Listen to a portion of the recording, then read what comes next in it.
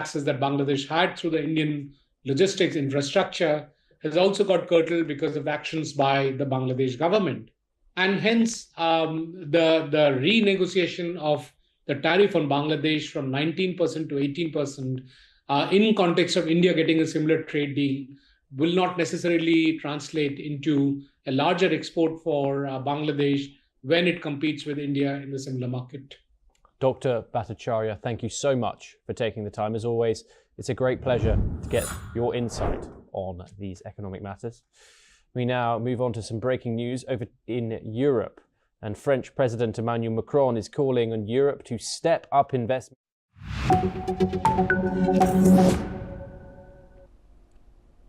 Hello and welcome. I'm Asuma Katauka and you're watching the World Report on NewsX World. Let's take a look at the top headlines of this hour. A U.S. judge blocks the deportation of Rumeysa Öztürk, the Turkish student at Tufts University, according to her lawyers. The decision is filed at a federal appeals court after her arrest during a crackdown on pro-Palestinian activists. Hong Kong leader John Lee praises the 20-year sentence given to pro-democracy media tycoon Jimmy Lai yesterday, calling his crimes severe. The United States, United Kingdom, and the United Nations have condemned the jailing as unjust and urge his release on humanitarian grounds. Jeffrey Epstein associate Ghislaine Maxwell appears virtually from a Texas prison and refuses to answer the U.S. House Oversight Committee. Chair James Comer says she invokes the Fifth Amendment, blocking questions on Epstein and possible co-conspirators.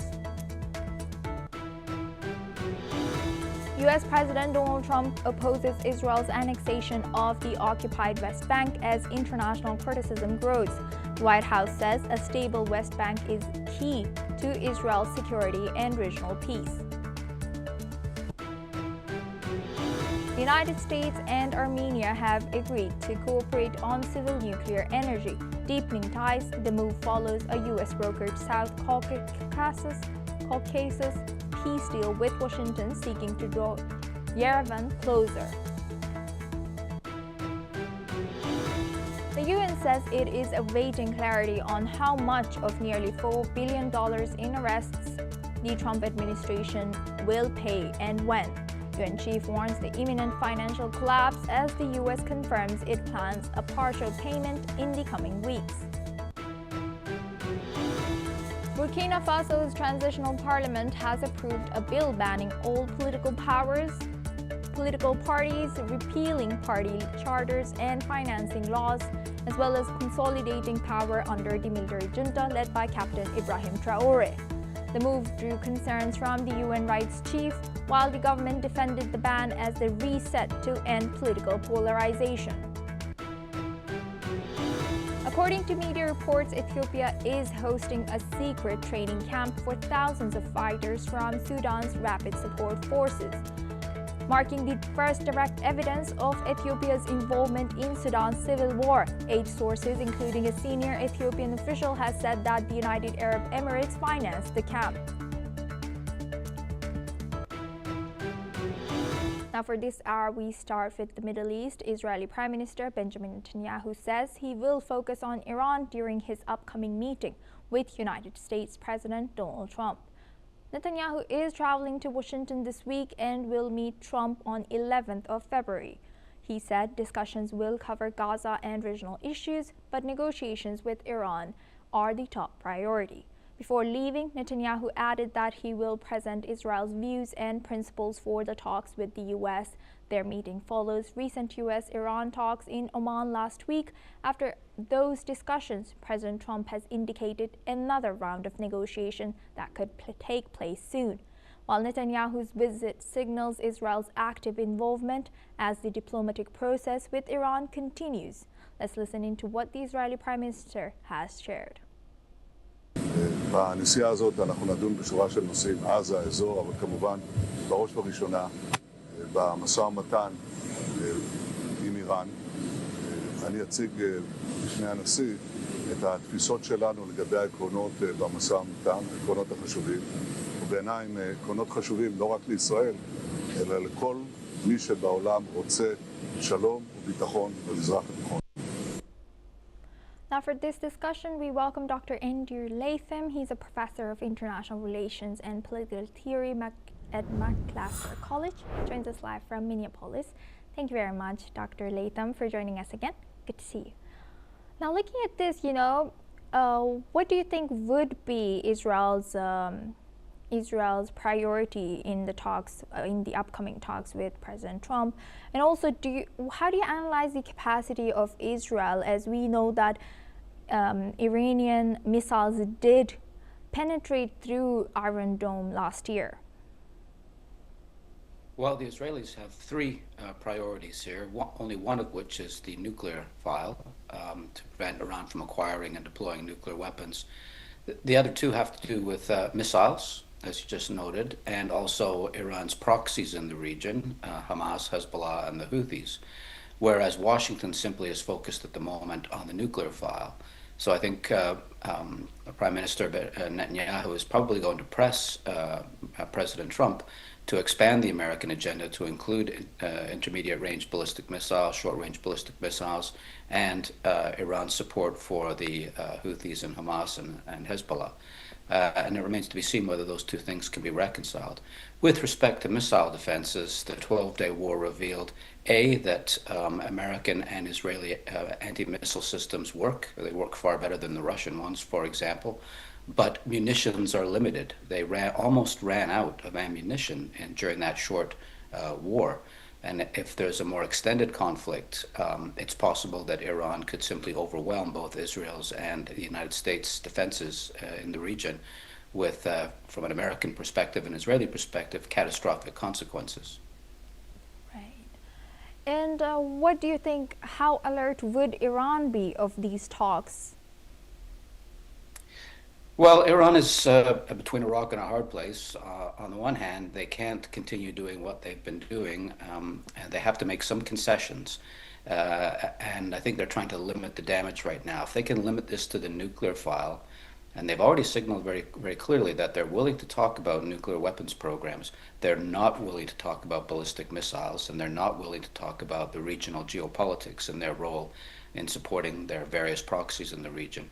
Now, that's an opening position in terms of bargaining. They may shift, they may be forced to make concessions elsewhere as well, but it's very clear up front that yes, they're willing to make some concessions on the nuclear file. No, they are not willing to make concessions on what they consider to be bedrock needs for their national self-defense.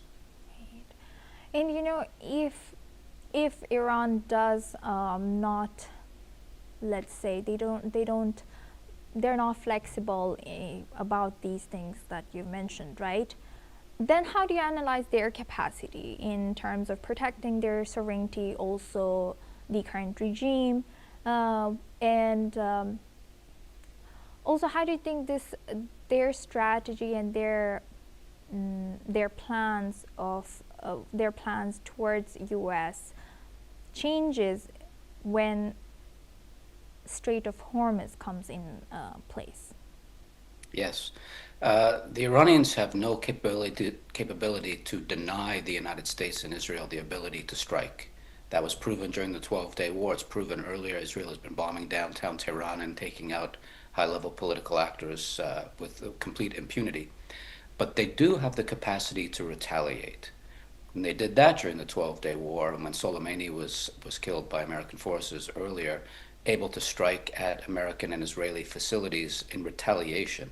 And that includes, by the way, perhaps closing down the Straits of Hormuz, which would have really catastrophic consequences for America's friends, our allies and partners in the region, the Gulf Cooperation Council states, and would draw the United States really even more deeply into the region. So Iran has no capacity to defend itself, to deny the ability of the Israelis and the Americans, but it has really quite an evolved capacity to retaliate. And that's got to be part of both Jerusalem and Washington's calculus in all of this. Is it worth it, given the degree to which they can retaliate? And can these two forces actually blunt the retaliatory capability? They weren't able to fully last go round. Maybe they've improved their defenses, and so Iran has no ability to close down the Straits of Hormuz or to strike American bases or to hit Tel Aviv. And also today, we saw Turkish Foreign Minister Hakan Fidan raise an alarm about the fact that even if the attacks from U.S. come towards Iran, it might not end up in regime change. Why do you think Turkey has said this, and what do you think the timing suggests about this? Yes.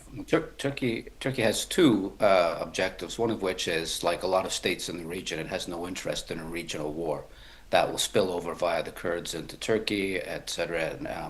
Peace and stability are in everybody's interest. The other Turkish objective here, or interest, is to present itself as an important regional actor, that it is going to be able to shape the dialogue between Washington and Tehran, that it is an important player, sometimes referred to as neo-Ottomanism, referring back to the old Ottoman Empire and the way it dominated the region. That's, I think, accounts for Turkey's involvement in the process, both representing itself as a big player, but also really earnestly trying to maintain the peace. And regime change in Iran, at least in the short to medium term, would not be stabilizing. It would be very destabilizing. With that, I'd like to thank Dr. Latham for sharing that. Please stay with us as we come back to you.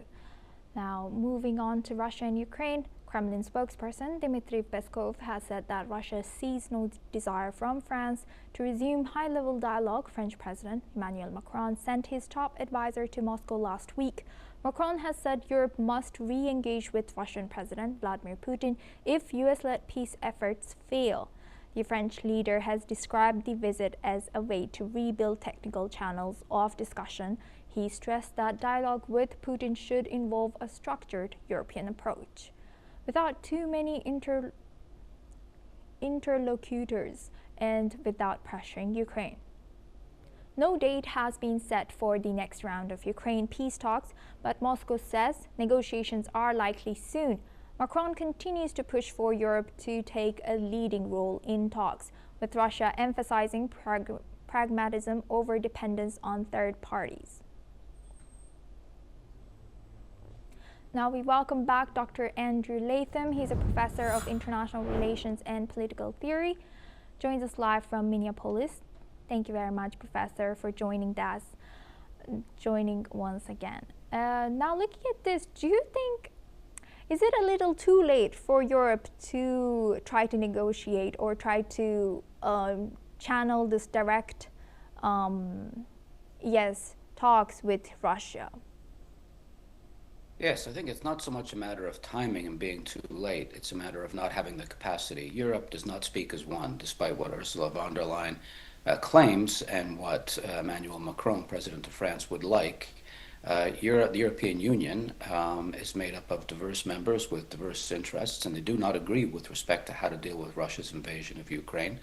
This is why, and another factor, though, is that, as President Macron has said, Europe must come together, act as a single pole in this multipolar world, act as a single great power. And that's an aspiration which the President of France has had and Ursula von der Leyen at the European Union has had, but it has not come to fruition.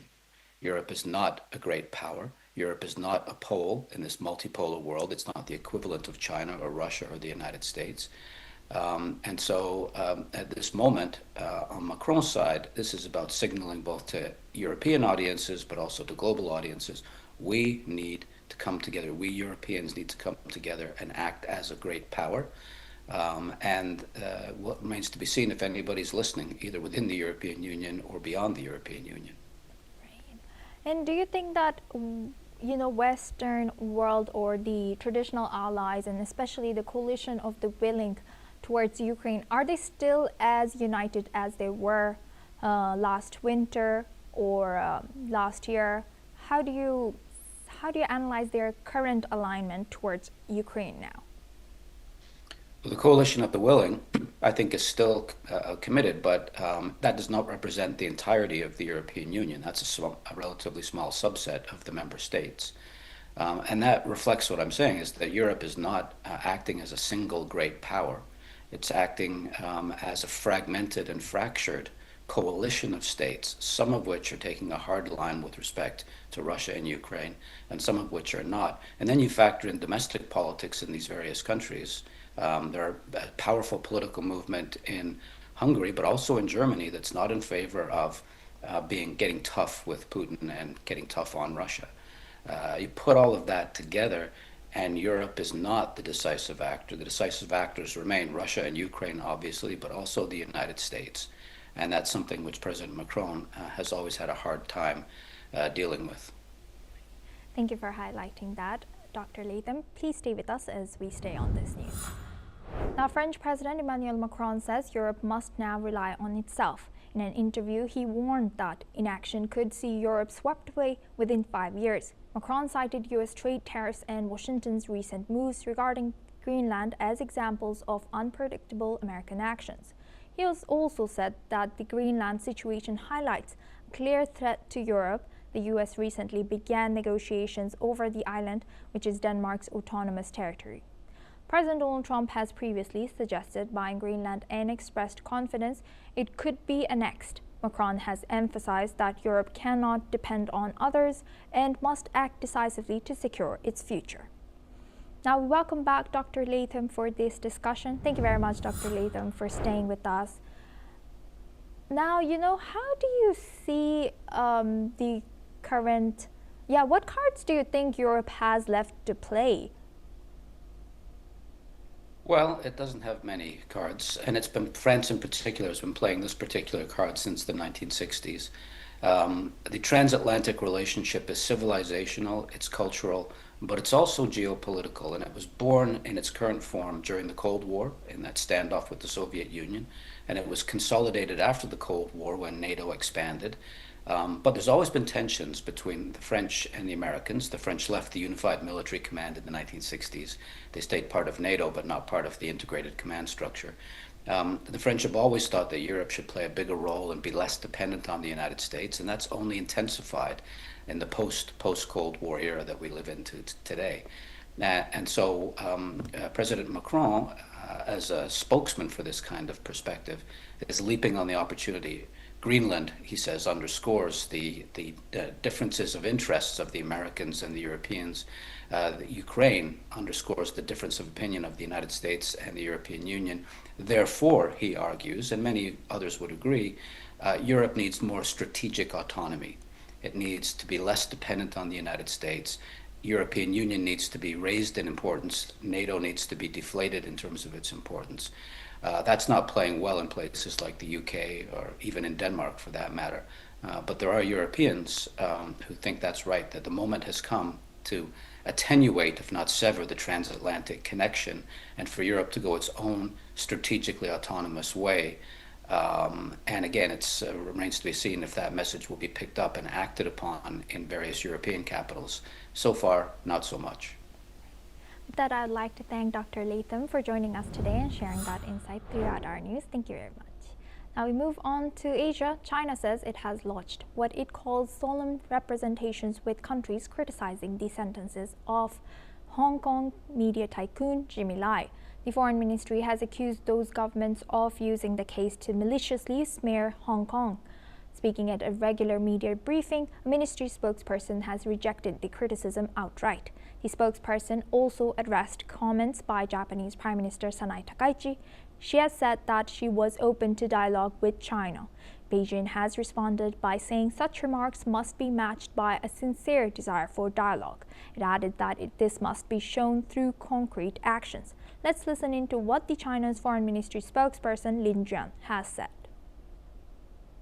个别国家和机构借香港特区的司法案件，恶意抹黑香港，诋毁香港法治，干涉中国内政。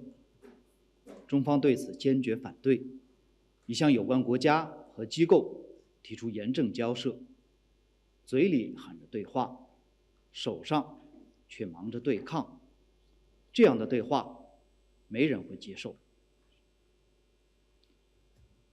日方如果真心想发展中日战略互惠关系，很简单，也很明确，就是撤回高市错误涉台言论，恪守中日4个政治文件和日方作出的政治承诺，以实际行动展现对话的诚意。Now we welcome Mr. Gautam Mukherjee. He's a senior journalist, joins us live from New Delhi. Thank you very much, Mr. Mukherjee, for joining us. Good to see you. Now, looking at this, how do you think this has raised more alarms? The Jamie Ly's case has raised more alarms around, Hong Kong and China, and also, how do you think this one country, two systems, the confidence towards it is deteriorating? This one country, two systems is now virtually over when it comes to Hong Kong. It's been integrated into the Chinese mainland and is administered in a manner similar to the Chinese mainland, with certain exemptions based on trade considerations. As far as other people go, they're not convinced at all. They've seen a similar amalgamation of Macau. Cracking down on a Hong Kong magnate is not surprising as long as he doesn't agree or is seen to be opposing the central government out of Beijing. This is par for the course. Right. And as U.S., U.K. and United Nations have all condemned this, but does it really make any difference for China and Hong Kong about this Jamie Ly's case? I'm afraid not. China looks to its own internal requirements first and foremost. And the UN is really much reduced in influence, and people don't take it very seriously right now. As far as the UK goes, the UK is, was a past lessee of Hong Kong, but today it neither has the stature nor the clout with China to make any difference whatsoever. And last but not least, yesterday we saw Taiwan being cautious about this, right?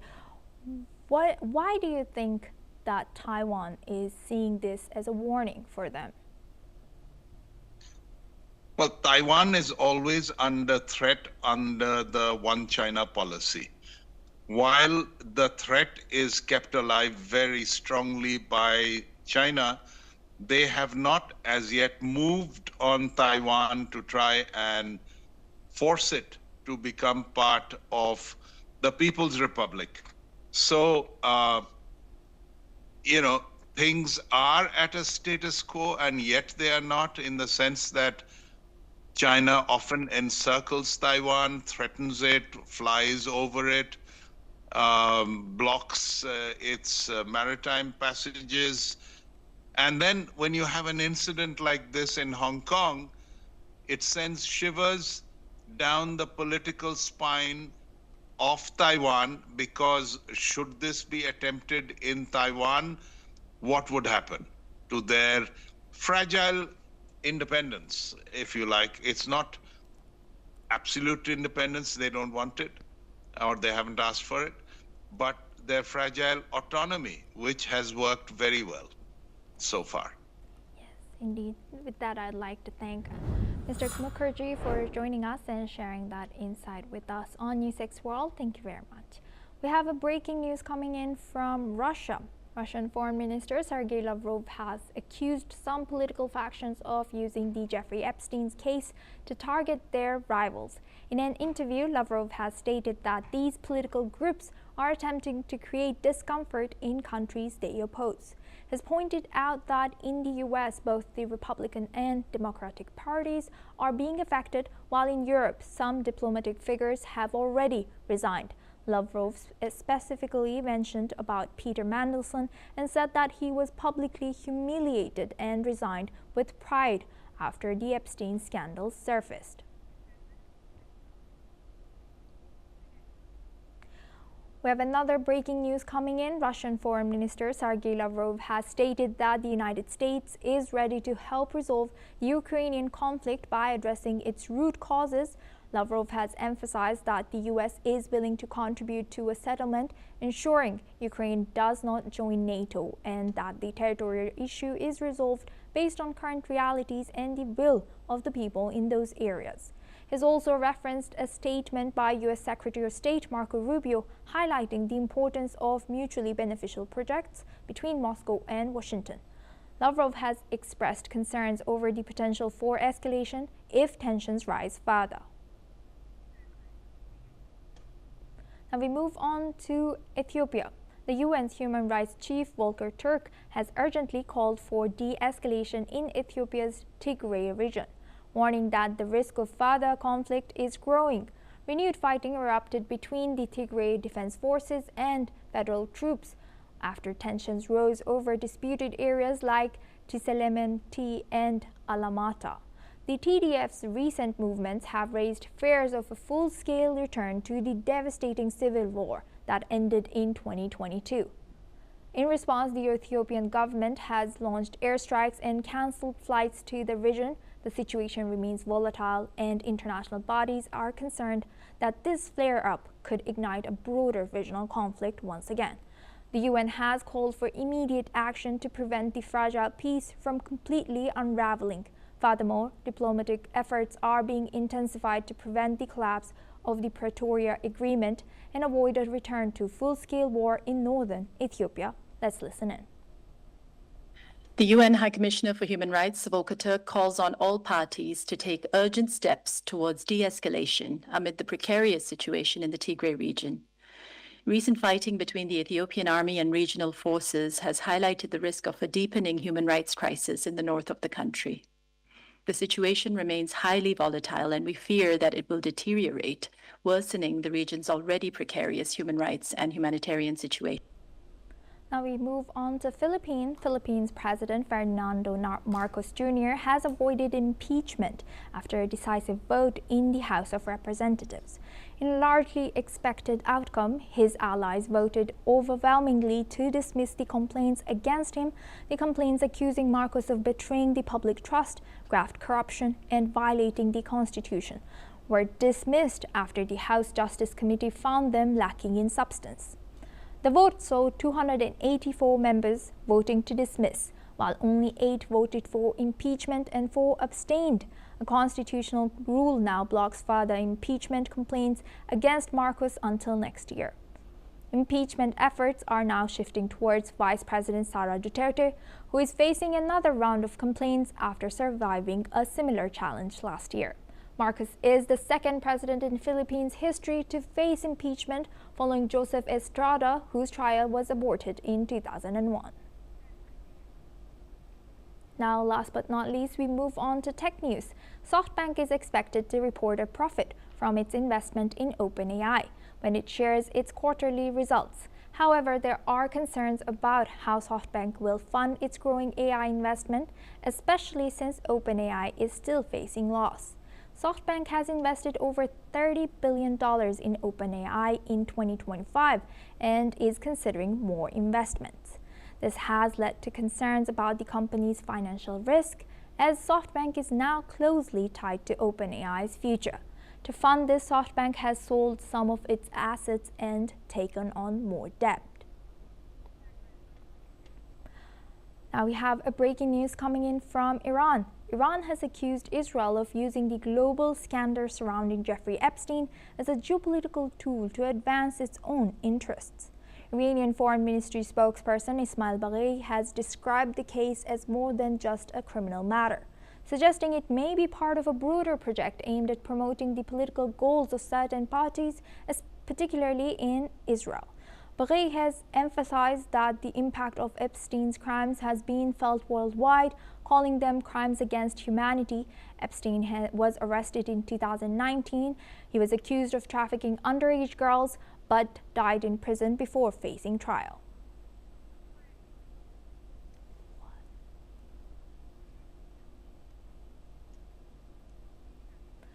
Iran has accused Israel of using the global scandal surrounding Jeffrey Epstein as a geopolitical tool to advance its own interests. Iranian Foreign Ministry spokesman Ismail Baghei has described the case as more than just a criminal matter, suggesting it may be part of a broader project aimed at promoting the political goals of certain parties, particularly Israel.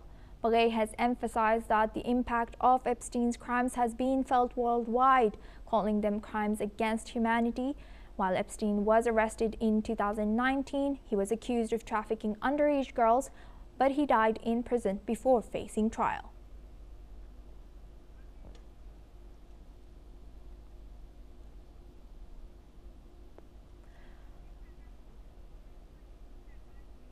Now we move on to another breaking coming in from France.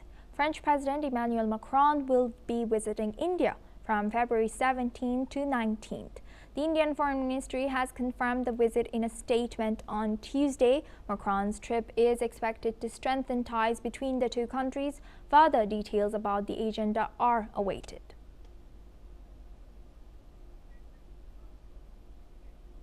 That's all we have time for. Keep watching NewsX World for more news and updates from around the world.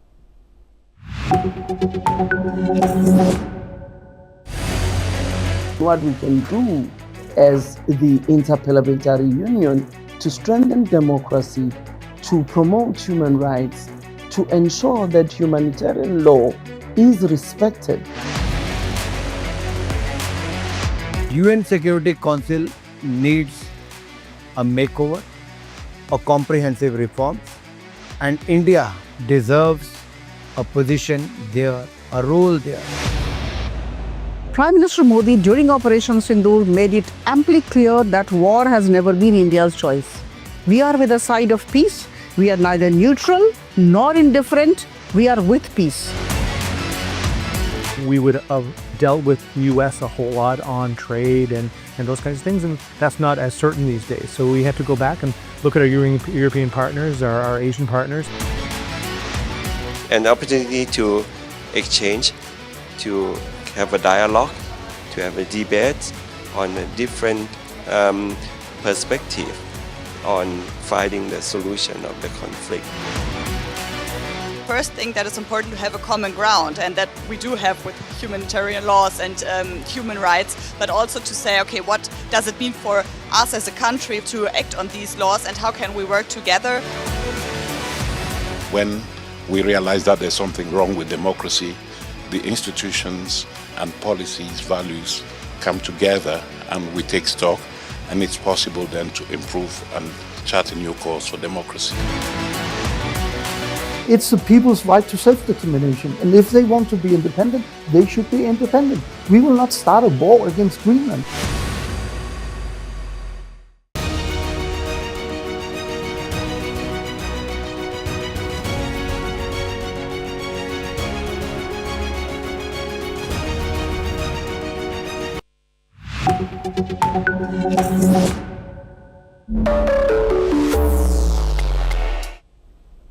Hello and welcome to Deep Dive on NewsX World. I'm Asuma Kataka. Today we examine a significant legal and political development in Hong Kong.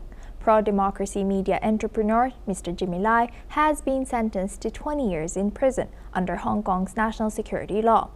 We break down the case, the charges, the history, and the international response.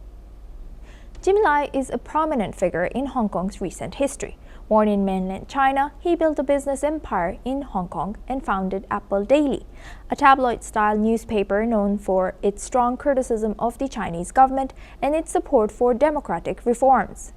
Over the years, Lai became one of the most high-profile supporters of Hong Kong's pro-democracy movement, a position that brought him both international attention and scrutiny from authorities from both China and Hong Kong.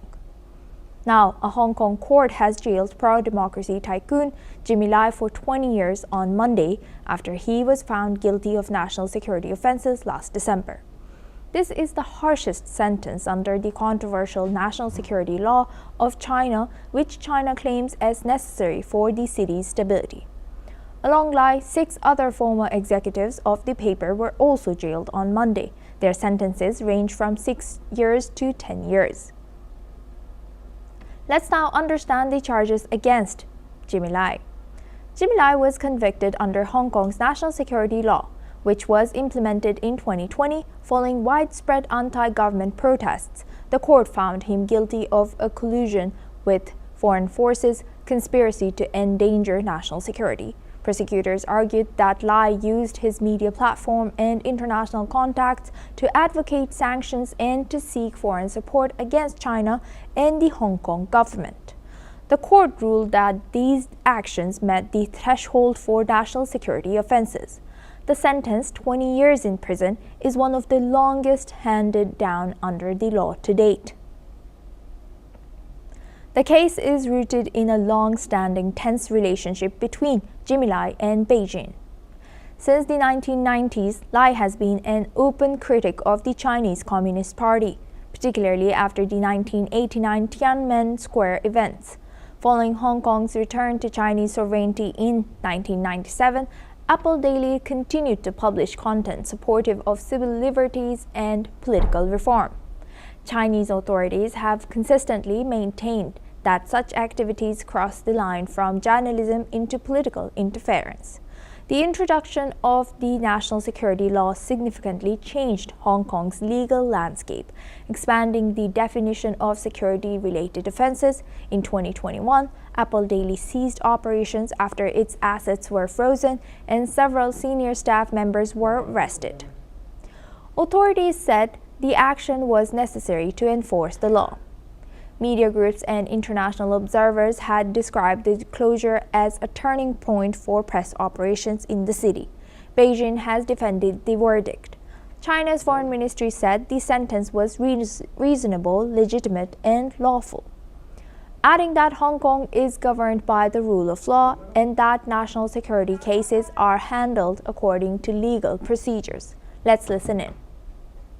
香港是法治社会，特区司法机关依法履职尽责，维护法律权威，捍卫国家安全，合情、合理、合法，不容置喙。 Hong Kong Chief Executive John Lee said the ruling demonstrates the effectiveness of the national security law in safeguarding stability and public order. Let's listen to what Chief Superintendent of the Police National Security Department, Steve Lee Kwai Hwa, has said. 法庭講得好清楚嘅，呢個係一個好罪行重大啊！即係如果咧，我哋睇翻嗰個我哋嗰個嘅國安法入邊咧，我哋分個檔次咧，呢個係一個最高嘅檔次。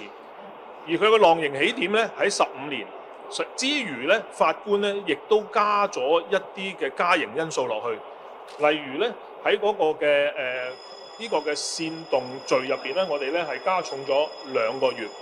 而喺呢個嘅勾結外國勢力罪咧，亦都係加咗3年。而個理由係咩咧？因為佢係一個罪魁禍首，因為佢係一個。Taiwan has criticized the sentence. The island's Mainland Affairs Council said the case could have a chilling effect on media, civil society, and international engagement. Taiwanese officials said they view the ruling as part of a broader trend in which national security is used to regulate political and media activity. The UK called for the Chinese government to release Lai, saying it will rapidly engage further with Beijing. It is also important for viewers to know that Lai has been a British national since 1996. The European Union said it deplores the sentence and called for Jimmy Lai's release. The EU stated that the case raises concerns about press freedom and judicial independence under the one country, two systems framework. Supporters of the national security law say it has restored stability and order in Hong Kong. Critics say it has reduced political space and media freedom. Jimmy Lai's case now stands as one of the most prominent tests of the law and a reference point for how national security legislation is applied in the city. As global reactions continue, the sentence is likely to remain a focus of international discussion as the intersection of law, security, and political expression. Joining us for this discussion is Dr. Satoru Nagao. He's joining us live from Tokyo. Thank you very much, Dr. Nagao, for joining us. Now, thank you. How do you respond to Jimmy Lai's specifically its concern about the chilling effect on media and civil society. Do you think it reflects a broader regional concerns about Beijing's growing influence in Hong Kong? Of course, Jimmy Wright's sentence is a symbolic incident that China is cracking down the democratic movement, and which ignores agreement with the UK when the UK returns Hong Kong to China. So the two systems in the one China is China's promise, but if China crack down Jimmy Wright, who say the proper opinion under the democratic regime, this is not respecting the two systems. This is China's system. This is one system in one country. So that's why this sentence is quite challenging against international society. Diplomatic agreement is just a paper, and China can change anytime, something like that. So that's why this is a very important step, but at the same time, Hong Kong is under China's control, it is obvious. And so that's why this is symbolic now. And there is no power to change this situation just now. So that is quite unfortunate situation. Yes, indeed. Thank you for highlighting that. And Doctor, how does Taiwan's criticism of the national security laws, especially in light of its own democratic system, underscores its position on Beijing's action in Hong Kong and its broader geopolitical stance?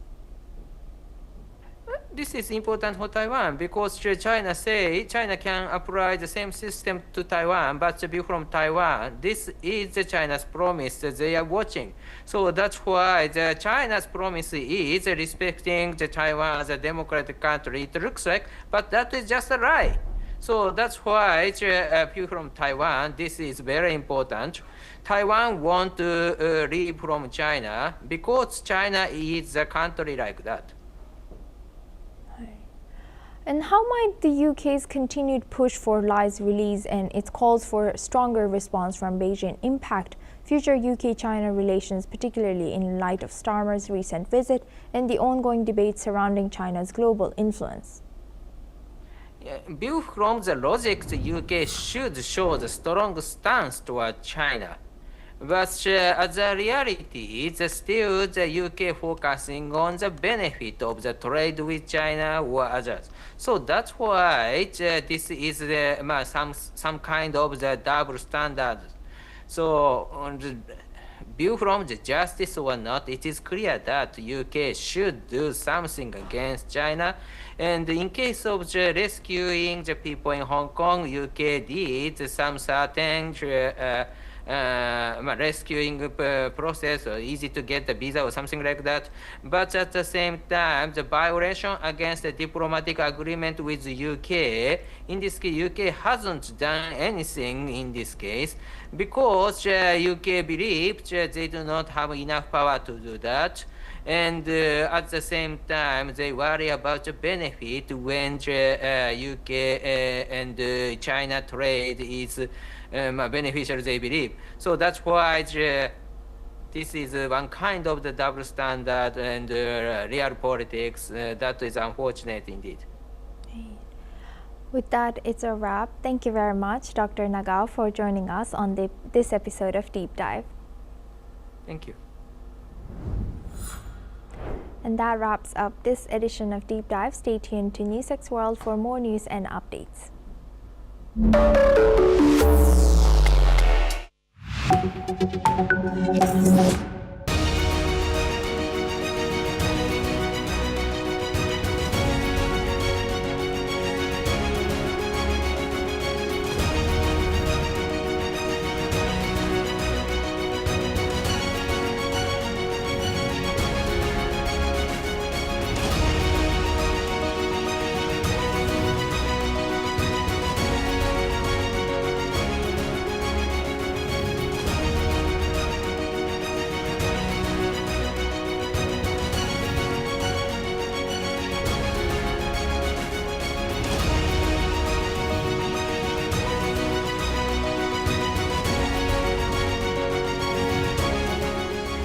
the midst of this, life persists. In the midst of untruth, truth persists.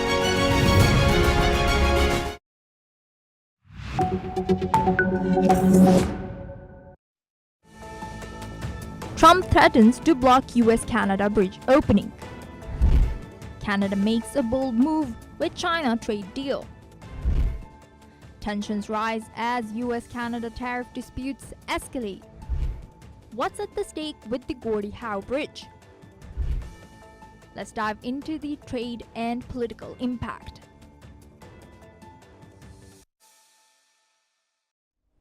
Hello, and I'm Asuma Katauka. You're watching another episode of Explained with me.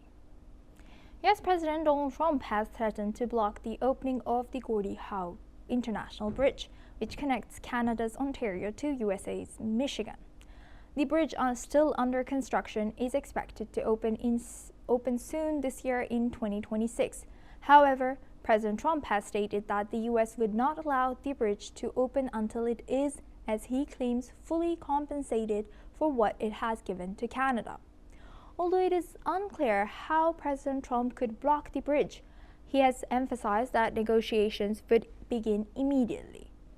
Now, the bridge is reportedly funded by Canada, but it will be publicly owned by both Canada and US. Trump has demanded that the US must own at least half of the bridge, claiming that Canada controls both sides, which is actually not the case. Reports say that the project is managed by the Windsor-Detroit Bridge Authority, which is fully owned by the Canadian government.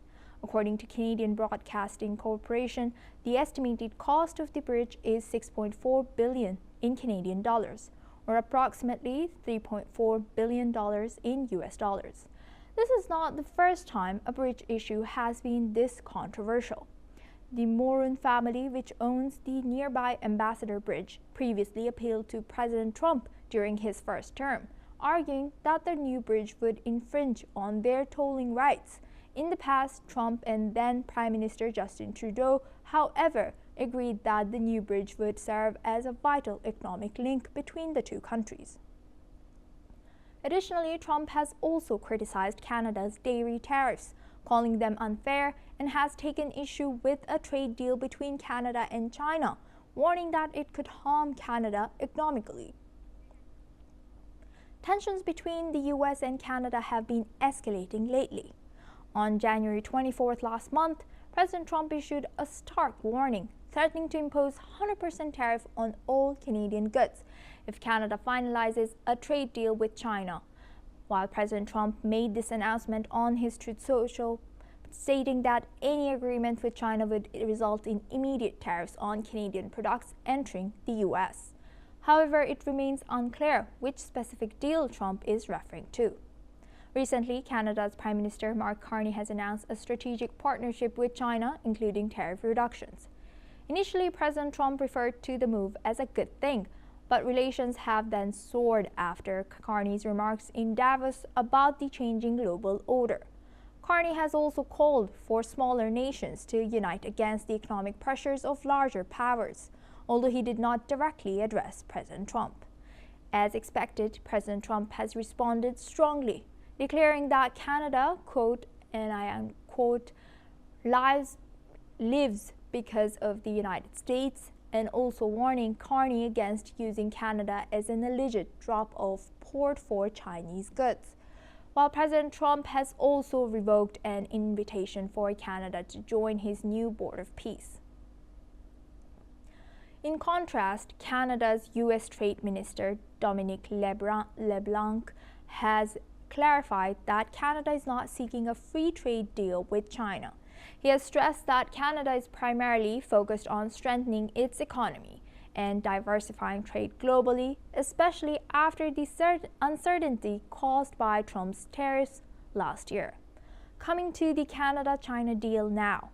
Under it, Canada will reportedly see a significant reduction in tariffs on its canola oil, dropping from 85% to 15% by March 1st of this year.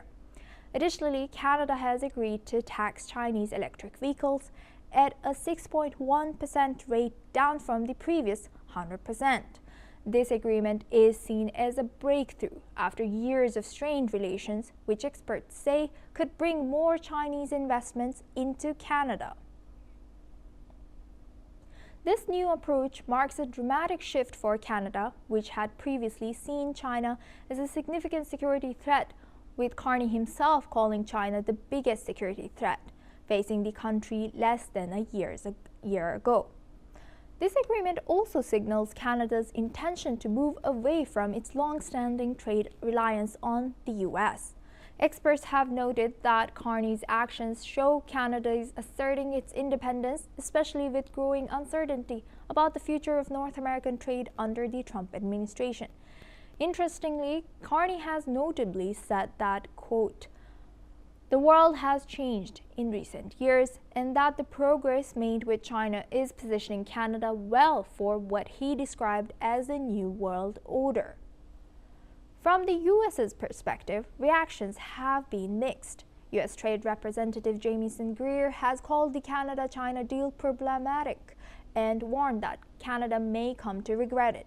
It is also important to note that Trump's broader trade policy has caused uncertainty for Canada in recent times, as he has threatened to rip up the USMCA, the time-honored trade agreement between the U.S., Canada, and Mexico. Meanwhile, Chinese President Xi Jinping has hailed the turnaround in the China-Canada relationship, saying that it was a step towards greater stability and prosperity for both nations. He has also echoed Canadian PM's sentiments, referring to the deal as a win-win for both countries. Following the shift dynamics in trade relationships, particularly between the U.S., Canada, and China, the Gordie Howe International Bridge project has gained major attention. Let's talk about it a little. This ambitious infrastructure project, located between Windsor, Ontario, and Detroit, Michigan, is poised to become a vital link for both nations. It promises to provide crossing redundancy and enhance traffic capacity, further improving border processing, easing the movement of people, goods through this crucial gateway. Construction of the bridge is already underway, with significant efforts being made to minimize impacts on local communities, reduce congestion, and ensure public safety. When completed, the Gordie Howe International Bridge will offer a direct connection between Michigan's I-75 and Ontario's 401, with 6 traffic lines designed to accommodate oversized vehicles and hazardous materials. Additionally, a full-width emergency lane will be provided in each direction. The structure will also feature modern inspection facilities, including primary and secondary inspection lanes, cold storage, animal pens, and advanced imaging systems. Moreover, the bridge will also introduce a sophisticated toll collection system featuring 16 toll lanes with manual, automatic, and electronic payment options. This will allow for more efficient traffic management with prepaid accounts and customer service options available. Aside from its logistical functions, the Windsor-Detroit Bridge Authority is also exploring merchandise partnerships, offering opportunities to vendors to create and sell Gordie Howe International Bridge branded merchandises. Profits will reportedly then be redirected to community-based grants benefiting the local regions. In conclusion, the Gordie Howe International Bridge project represents more than just a physical structure. It is a testament to the growing collaboration and evolving relations between Canada and the U.S. That's all for this episode of Explained. Stay tuned as we bring you more in-depth insights and stories that matter.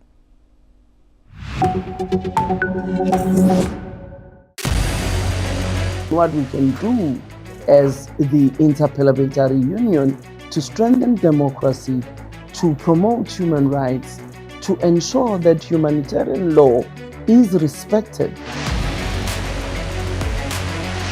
UN Security Council needs a makeover, a comprehensive reforms, and India deserves a position there, a role there. Prime Minister Modi during Operation Sindoor made it amply clear that war has never been India's choice. We are with the side of peace. We are neither neutral nor indifferent. We are with peace. We would have dealt with U.S. a whole lot on trade and those kinds of things, and that's not as certain these days. So we have to go back and look at our European partners, our Asian partners.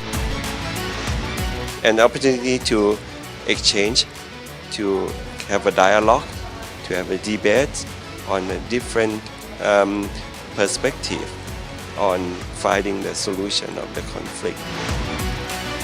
First thing that is important to have a common ground, and that we do have with humanitarian laws and human rights, but also to say, okay, what does it mean for us as a country to act on these laws and how can we work together?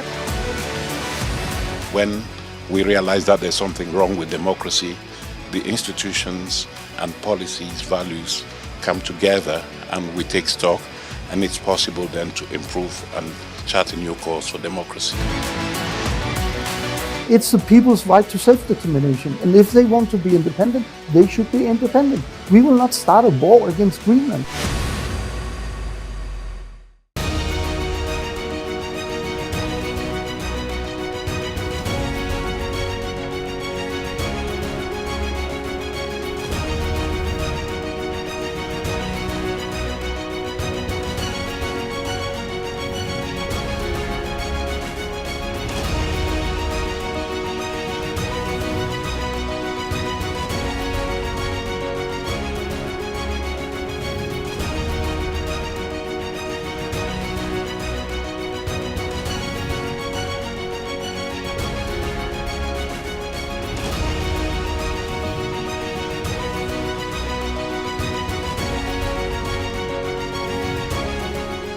In the midst of death, life persists. In the midst of untruth, truth persists.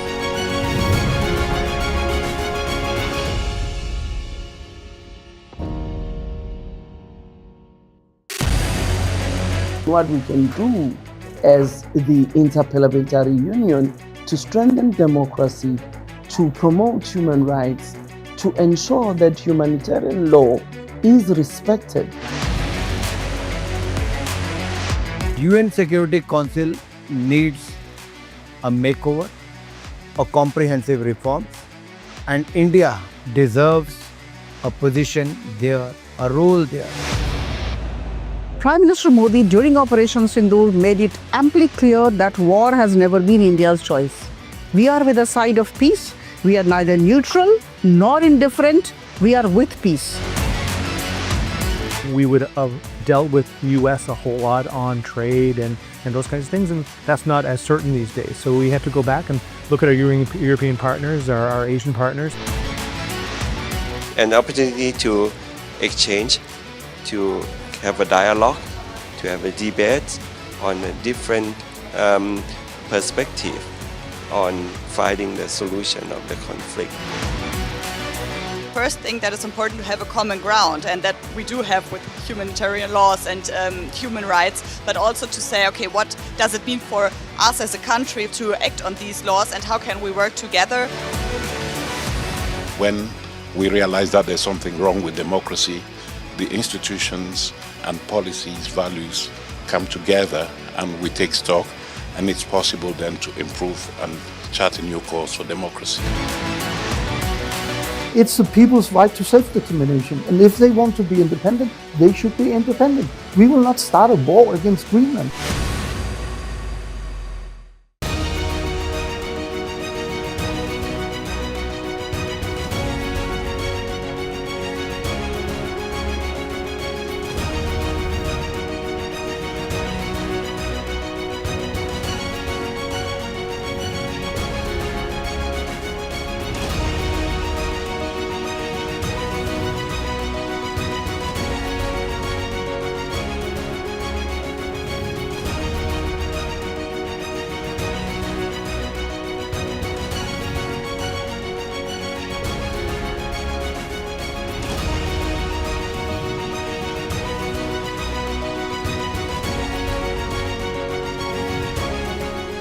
In the midst of death, life persists. In the midst of untruth, truth persists.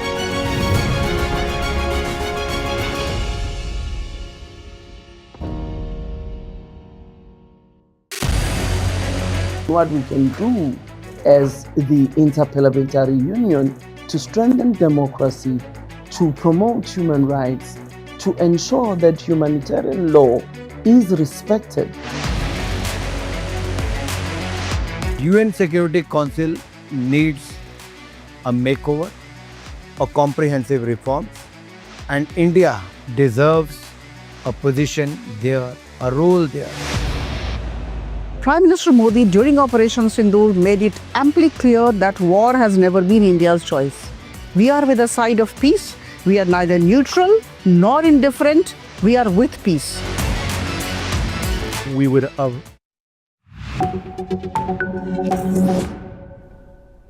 Hello and welcome. I'm Asuma Katauka and you're watching the World Report on NewsX. Well, let's take a look at the top headlines of this hour. A U.S. judge blocks the deportation of Rumeysa Öztürk, a Turkish student at Tufts University. According to her lawyers, the decision is filed at a federal appeals court after her arrest during a crackdown on pro-Palestinian activists last year.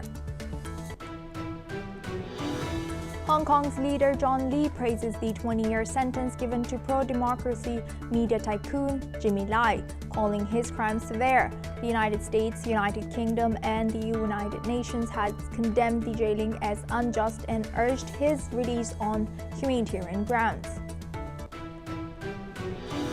Jeffrey Epstein associate Ghislaine Maxwell appears virtually from a Texas prison and refuses to answer the U.S. House Oversight Committee. Chair James Comer says she invokes the Fifth Amendment, blocking questions on Epstein and possible co-conspirators. U.S. President Donald Trump opposes Israel's annexation of the occupied West Bank as international criticism grows. The White House says a stable West Bank is key to Israel's security and regional peace. The United States and Armenia have agreed to cooperate on civil nuclear energy, deepening ties. The move follows a U.S.-brokered South Caucasus peace deal, with Washington seeking to draw Yerevan closer. The UN says it is awaiting clarity on how much of nearby $4 billion in areas the Trump administration will pay and when. UN chief warns of imminent financial collapse as the US confirms it plans a partial payment in the coming weeks. Burkina Faso's transitional parliament has approved a bill banning all political parties, repealing party charters and financing laws, and consolidating power under the military junta led by Captain Ibrahim Traoré. The move drew concerns from the UN rights chief, while the government defended the ban as a reset to end political polarization.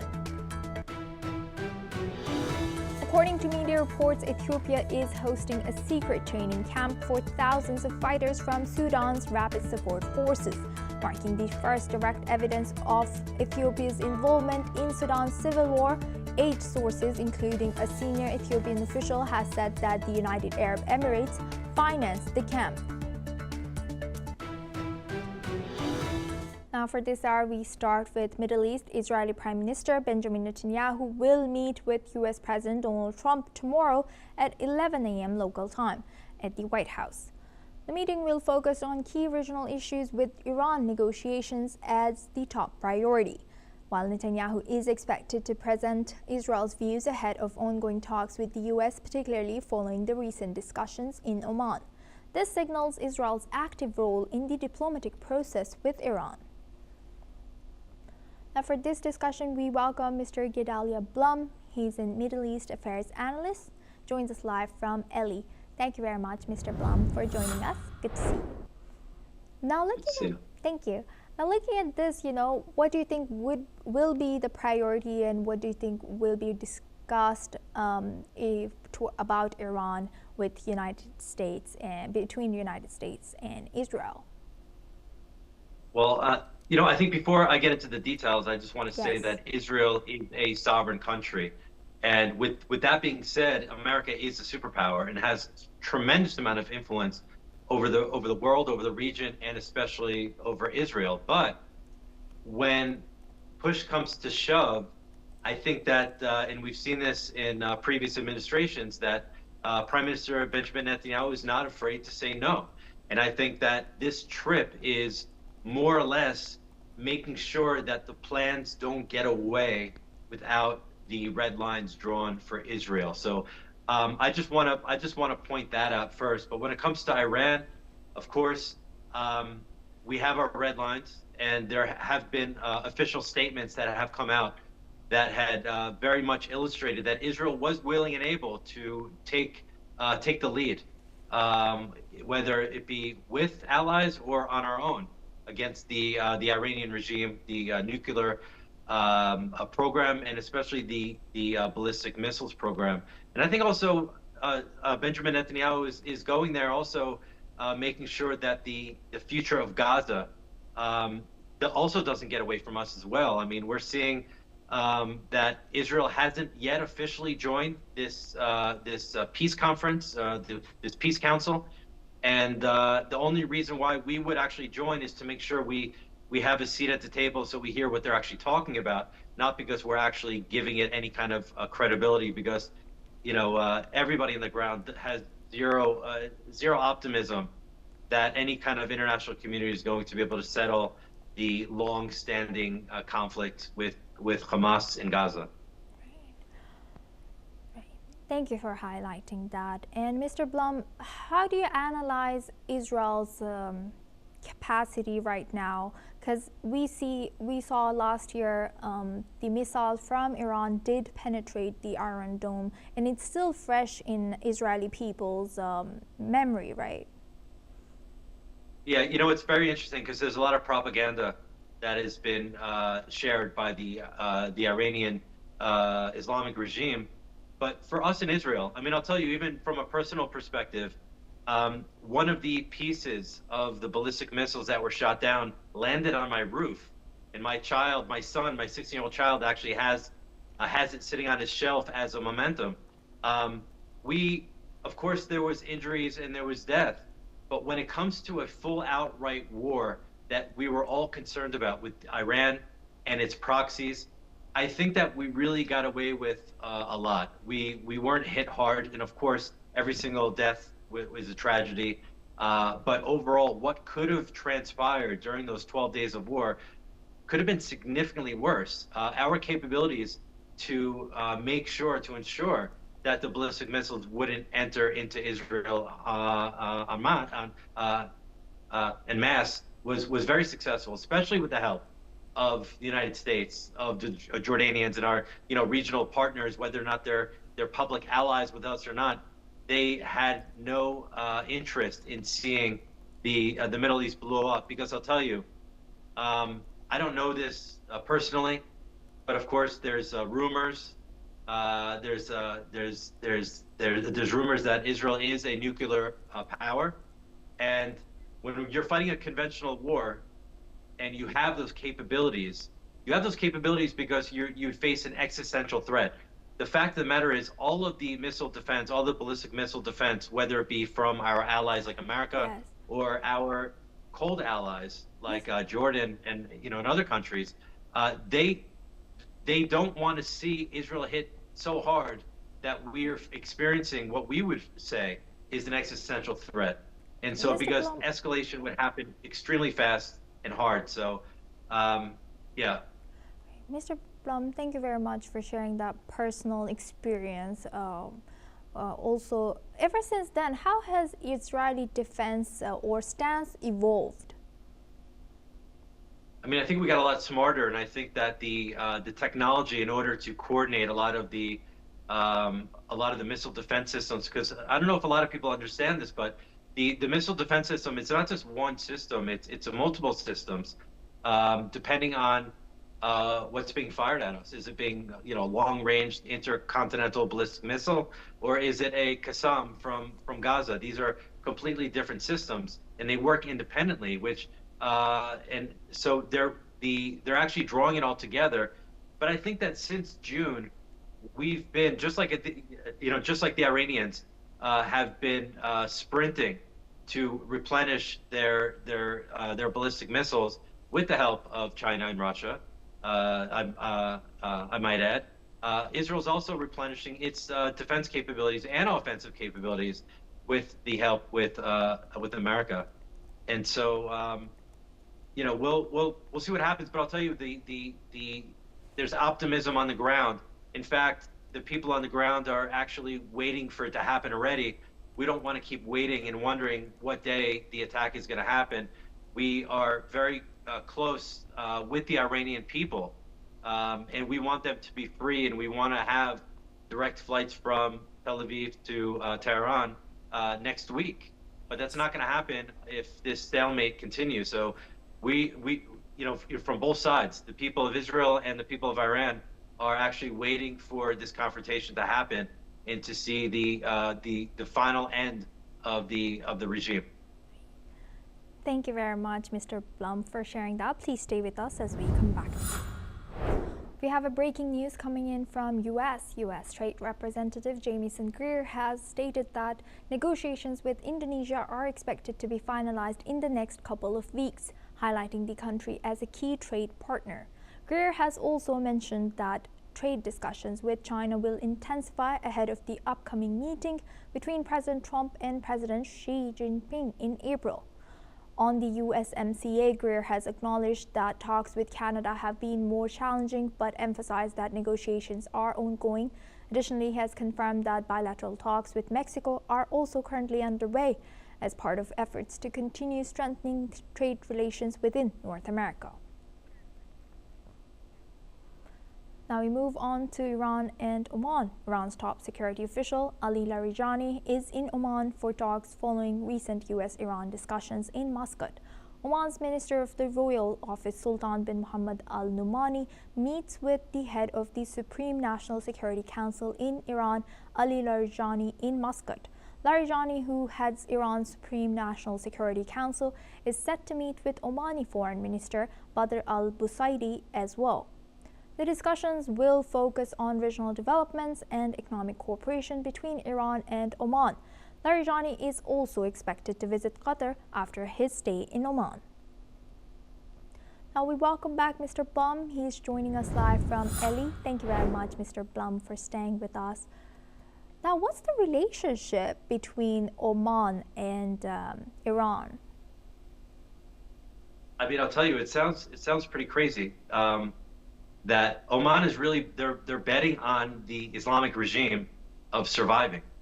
It doesn't make sense to, it makes sense to host the negotiations. You want to be a host.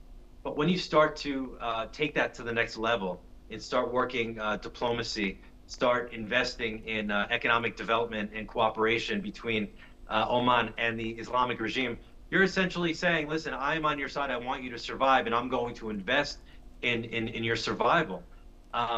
What's going to happen the day after with the country of Iran under new leadership? They are not going to have relationships with Oman. Israel certainly not. The United States probably isn't going to have to. So it's really, I think, maybe Oman. I mean, nobody's ever talked about Oman in the last, I don't know how many decades. So now that they're hosting in these negotiations, and all eyes are on there, maybe they're, I don't know, maybe they're thinking that they're not too big for their shoes.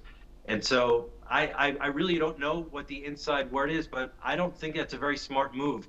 I think if anything, you become a neutral player and you host the negotiations and you make sure that people have a place to sleep and that they have security and transportation and that the air conditioning works.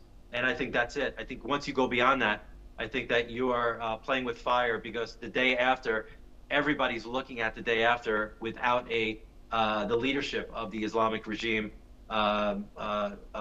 leading the people of Iran. So do you think, as you know, we know that it's not just Oman, there are some other countries too still having relationship with Iran, right? It's not just Oman, it's Russia, it's China, maybe it's other countries as well. So do you think they're betting on no regime change? Do you think there's a difference of ground reports or understanding between these countries and the West and also Israel? I mean, listen, I don't really think they have any love to the Islamic regime. I think what they're looking at the Islamic regime as strategic partners, and I see the Middle East still as a battleground for the Cold War. And so you see, China and Russia is aligned with Iran. Now you're seeing Turkey looking to move in and align with themselves with Iran as well. And you're seeing a number of the Gulf states. And then you see Israel in the West, and then you see some other Gulf states aligning with the West. And I think that you're seeing this East meets West kind of battle. And I think those like Russia and China are looking at Tehran and the leadership there, not as an ally per se, although they do have cooperation, they do have interest in them being in power, but the vacuum that would be created if they were going to leave, and the people then rise up and call for free and fair elections and have a liberal democracy, that not only puts China and Russia on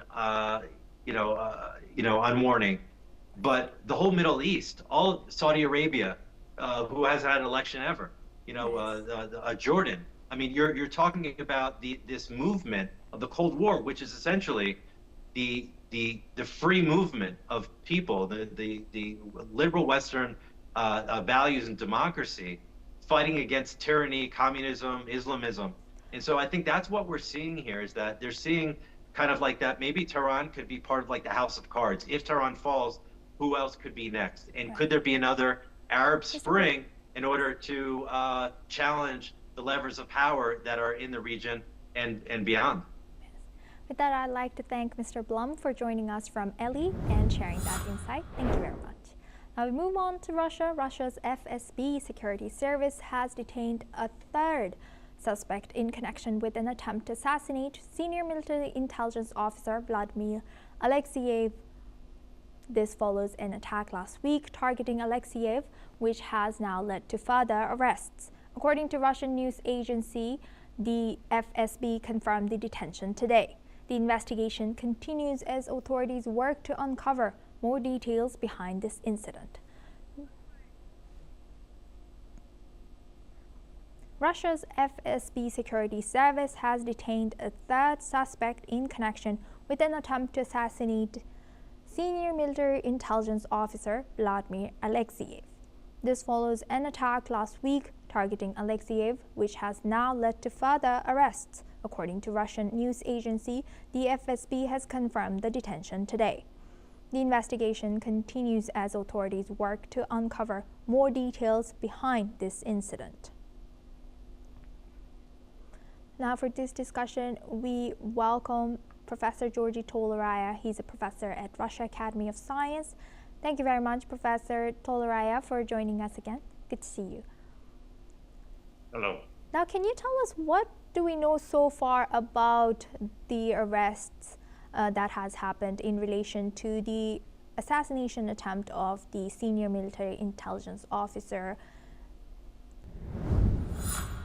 Well, I would say that this time the action was taken by Russian police and FSB, and special service was taken remarkably swift. And of course, this is also the product of our good cooperation with United Arab Emirates, who expelled the suspect immediately. He wanted to, the killer, he immediately took the plane to Dubai, and he was returned. That is very remarkable. And now I think the special services have all the suspect in their hands, but for one lady, a Ukrainian who fled to Ukraine already. And it's almost 100% clear that this was the killing, the action planned and executed by Ukrainian special services. So it, of course, has very great diplomatic repercussions. But anyway, if we speak about the work of security services, it's very good. Although, of course, it raises questions why the security for the top Russian military leaders was not provided. That's already not the first time that the high-ranking generals and people have no security protection, that they live in ordinary flats, in ordinary Moscow city living quarters without any special regime. I think it's time to think about some special measures to protect these people and other people who are involved in the military operation and the government of the state, because we're at war. And there's a little bit of lax security for these people, and more should be invested into this sphere to prevent the recurrence of such incidents in the future. So it's clear that Ukrainians will continue these terrorist activities in Russian soil, and this has to be dealt with seriously. Thank you for sharing that. And Professor, how do you analyze the current status of Russia, Ukraine, the negotiations that are supposed to take place soon? Well, there's not much progress, not much going on, and I've said that many times before to a program. I don't think that they would be easy to force Zelensky to make some efforts to achieve peace. He doesn't want it. He simply doesn't want it. He wants to keep on the war, to get the support of the West, to get the money, and to keep his position. He doesn't care about the population of Ukraine, who is now starving and being confronted by cold and sufferings. He doesn't care about his soldiers. All he wants is to keep on getting money, keep on getting armament, and continue the war to keep himself in the spotlight. Thank you very much, Professor Toleraya, for sharing that insight. Please stay with us. Now we move on to Israel and Australia. Israeli President Isaac Herzog has told Australian Prime Minister Anthony Albanese that anti-Semitism has no place in Australia. Herzog made these remarks during a memorial service at the Chabad of Bondi Synagogue in Sydney, honoring the 15 victims of a December terror attack. Herzog has condemned the attack as an act of hatred, emphasizing that such actions are unacceptable anywhere. He has praised Albanese for Australia's new legislation on gun control, hate speech, and combating extremist groups. Herzog has also met with victims' families before joining Albanese for dinner.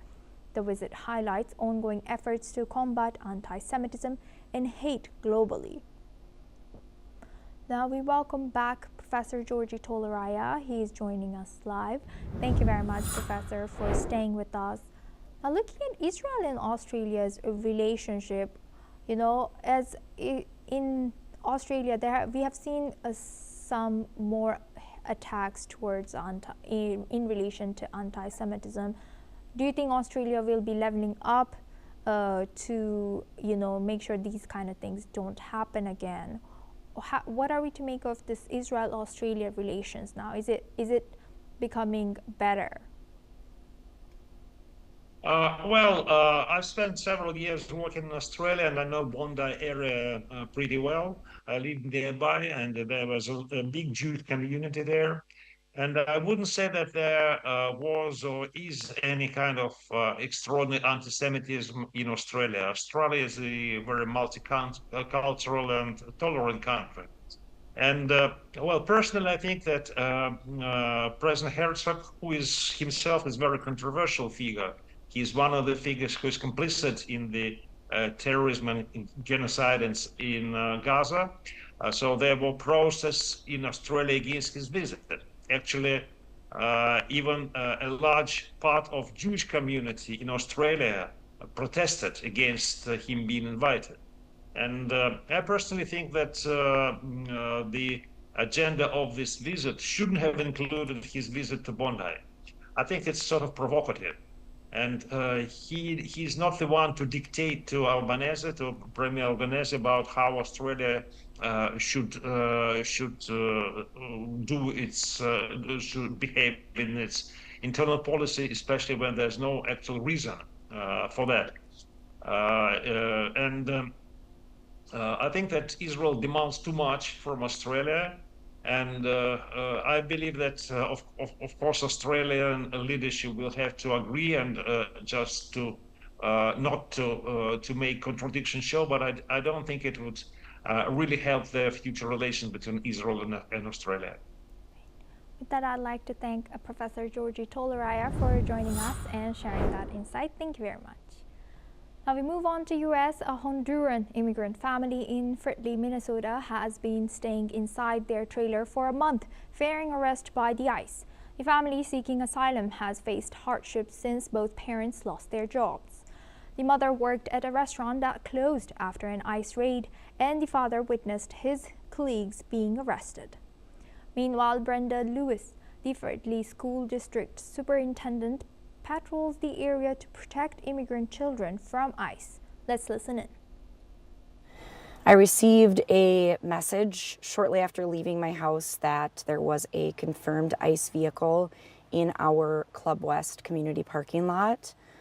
So I was able to head there, and as soon as I pulled into the parking lot here, I could see that there was 4 agents inside in tactical gear. Once they started to tap on my windshield, I did make the decision that I would roll down my window. And as soon as I did that, the agent on my driver's side reached in and unlocked my door himself, which allowed the agents on my passenger side to open the door, unbuckle my seatbelts. I continued to ask if I was under arrest. I told them that I wanted my rights read to me. I asked what I was being charged with, why I was being pulled from the vehicle. None of these questions were answered. They just told me that they were going to extract me from the vehicle. Now we move on to France. French President Emmanuel Macron will be visiting India from February 17th to 19th at the invitation of Prime Minister Narendra Modi. The two leaders will hold talks to strengthen bilateral ties under the Horizon 2047 roadmap, discussing regional and global issues, including cooperation in the Indo-Pacific. Macron will also be in Mumbai to inaugurate the India-France Year of Innovation, which will run throughout 2026. On February 19th, he will participate in the AI Impact Summit in New Delhi. This visit builds on the mutual trust established during Modi's visit to France in 2025 and deepens the India-France strategic partnership. Now we stay in France. French prosecutors have charged a 79-year-old former educator with aggravated rape and sexual assault. The man, Jacques Levougle, allegedly abused 89 minors across multiple countries between 1967 and 2022. The crimes occurred in countries including Germany, Switzerland, Morocco, and India and Colombia.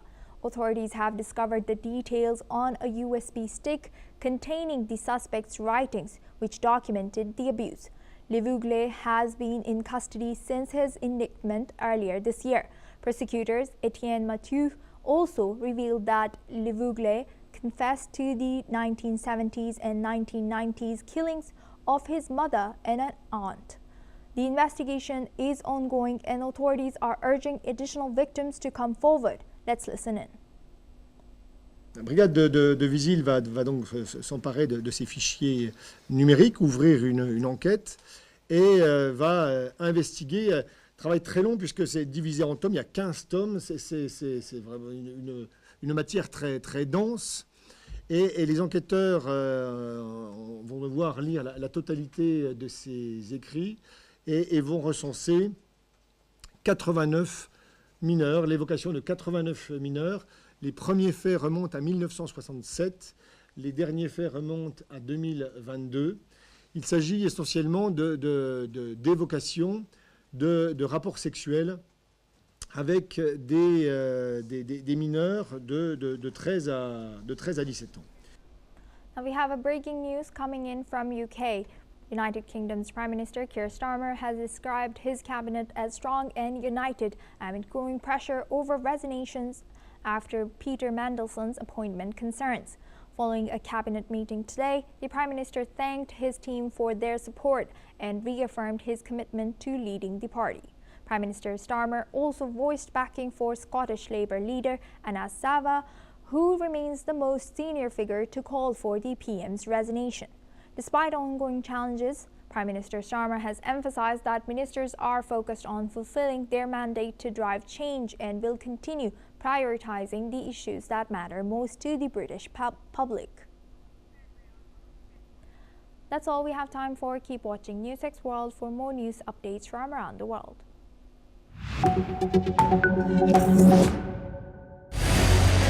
What we can do as the Interparliamentary Union to strengthen democracy, to promote human rights, to ensure that humanitarian law is respected. UN Security Council needs a makeover, a comprehensive reform, and India deserves a position there, a role there. Prime Minister Modi during Operation Sindoor made it amply clear that war has never been India's choice. We are with the side of peace. We are neither neutral nor indifferent. We are with peace. We would have dealt with U.S. a whole lot on trade and those kinds of things, and that's not as certain these days. So we have to go back and look at our European partners, our Asian partners.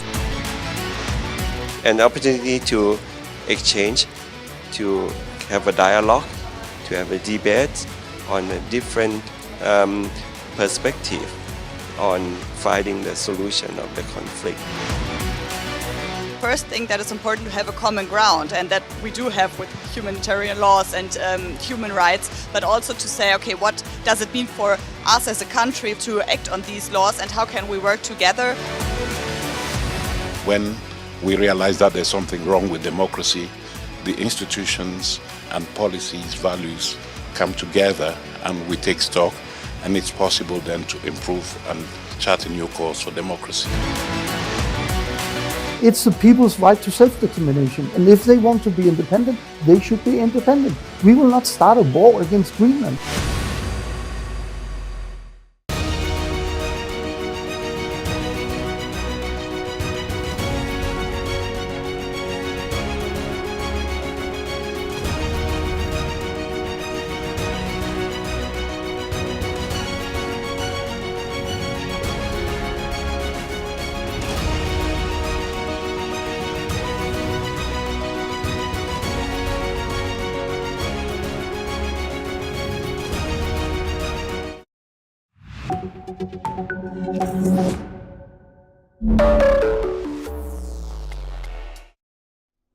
Hello and welcome to Deep Dive on NewsX World. I'm Asuma Kataukau. For the last year, global trade has felt less like a system of rules and more like a game of high-stakes poker. In the recently reconfigured Washington power corridors, the new mantra is simple: reciprocity. You want access to the American consumer, you better have a seat at the table ready for American goods. Nowhere is this shift more evident than in Bangladesh. Yesterday, February 9, 2026, Dhaka and Washington sealed a landmark trade pact that marks a historically new level in relations. It's a deal born out of months of grueling negotiations led by interim chief advisor Muhammad Yunus, and it could be the lifeline the country's vital garment industry desperately needs. Here are the concrete numbers first. The headline rate. The U.S. has agreed to reduce Bangladesh's reciprocal tariff rate to 19%. That's a significant drop from the initial 37% proposed in early 2025 and slightly below the 20% interim rate set last August. But the real secret sauce of this deal isn't just the lower tariffs. It's the innovative preferential scheme. Under this new mechanism, Bangladesh will receive tariff-free access to the U.S. market for textiles and apparel equivalent to its imports of U.S.-produced cotton and man-made fibers. The calculation is rigorous. It's measured on a square meter basis. Effectively, if Dhaka buys American cotton, it gets to sell the finished shirt back to the U.S. with zero additional duty. It's a classic fiber for fabric swap that turns a traditional trade deficit into a coordinated supply chain. Of course, reciprocity is a two-way street. In exchange for this access, Bangladesh is opening the floodgates. The U.S administration has agreed to remove barriers to U.S. industrial and agricultural goods. We're talking about everything from chemicals and medical devices to U.S. beef, poultry, and dairy products. And it does not stop at food. Bangladesh has committed to purchasing 25 aircrafts from American giant Boeing, a deal valued at over $3 billion. Furthermore, Dhaka is signing on for $15 billion in U.S. energy products, including LNG, over the next 15 years. Washington isn't just asking for free trade, it is asking for guaranteed sales. But how does this stack up against the rest of the region? This is where the geopolitics gets spicy. In the race for the American closet, Bangladesh is now running a very tight heat with its neighbors. India recently secured an 18% rate, just 1 point lower than Bangladesh. But India's deal required cutting Russian oil imports and a staggering $500 billion purchase commitment. Vietnam, Bangladesh's biggest rival in apparel. Vietnam is currently sitting at a 20% reciprocal tariff. This new deal officially makes Bangladesh products more competitive than Vietnamese ones in the U.S. ports. Pakistan currently tied with Bangladesh at 19%. The strategic context here is clear. Under President Trump's Reciprocal Trade Act, the U.S. is systematically dismantling old preferential systems like GSP in favor of these bilateral quid pro quo pacts. By moving fast, the U.S. government has ensured that Bangladesh isn't left behind in the tariff bloodbath. However, the deal comes with strings attached. Bangladesh has committed to stricter enforcement of labor rights, a moratorium on WTO electronic transmission duties, and the adoption of U.S. vehicle safety standards. It is a full-scale realignment of Bangladesh's regulatory DNA towards Washington. Bottom line, the U.S.-Bangladesh trade deal is a pragmatic masterclass in survival. By tying its exports to the import of American raw materials, Bangladesh has created a win-win that insulates its garment sector from protectionist winds. The question is whether the domestic economy can absorb the influx of American agricultural and industrial competition. But in a world where tariffs are the new weaponry, Dhaka just secured a very sturdy shield. As Bangladesh heads towards general elections this week, this trade deal may well be the crowning economic achievement of the interim regime. Now for this, we welcome Ms. Mitali Nikore. She's an economist, joins us live from New Delhi. Thank you very much, Ms. Nikore, for joining us. Good to see you.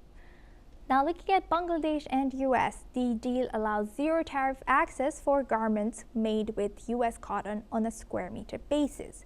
Does this reciprocal volume requirement risk turning Bangladesh into a captive market for U.S. raw materials, potentially preventing manufacturers from sourcing cheaper or higher quality textiles from elsewhere?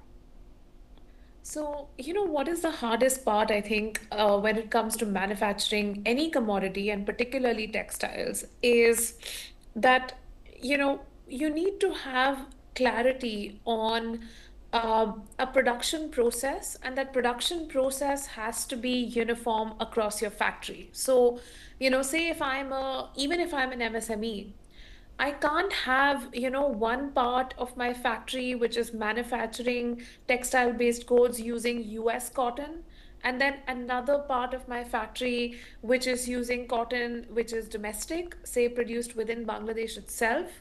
And I cannot have another part which is producing, using cotton that's been imported from elsewhere for a different market. It's just not possible. That is not how any economy or any particular factory would achieve economies of scale. So I do feel that this particular measure and this particular, clause that Bangladesh has agreed to in its deal is quite problematic, and often and very honestly, it reminds me of the colonial times. It reminds me of a time when India was a much bigger country, and there was this traditional imposition by the British colonies on Bengal, the United Bengal at that time, to use English cotton. And that was how the deindustrialization of Bengal began. So, to be very honest, I find this particular clause to be extremely problematic, and I feel like by agreeing to it, Bangladesh has really tied itself into a few knots. Thank you for highlighting that, Ms. Nikore. Now, staying on this, Bangladesh has agreed to also open its doors to U.S. beef, poultry, and dairy. Given that these sectors are highly subsidized in the U.S., can Bangladesh's domestic farming sector survive this influx, or are we looking at permanent displacement of local producers? So on that, I have a slightly different take. I think that for, the way the Bangladesh economy is structured, I do think that the imports from the US will be priced very differently from the local food products. And it's not that a lot of cities in Bangladesh would be able to absorb, the imports from the US. It would mainly be concentrated in cities, particularly cities like Dhaka, Sylhet, some of the larger cities, possibly even in the, Tamabil area. And it is even possible that there may be some, premiumization that is associated with these imports. But the market will remain limited, and I do think that the local manufacturers will then be limited to, some of the smaller areas, the smaller cities, and rural areas. But I don't see the sector getting wiped out in any way. And also, Bangladesh does export quite a lot of its meat outside of Bangladesh as well, and I do think that that will continue in its current form. So I do think it'll open the market for premium products. Thank you for highlighting that, Ms. Nikore. And now, by adopting US FDA certifications and vehicle safety standards, Bangladesh is effectively aligning its regulatory DNA with Washington.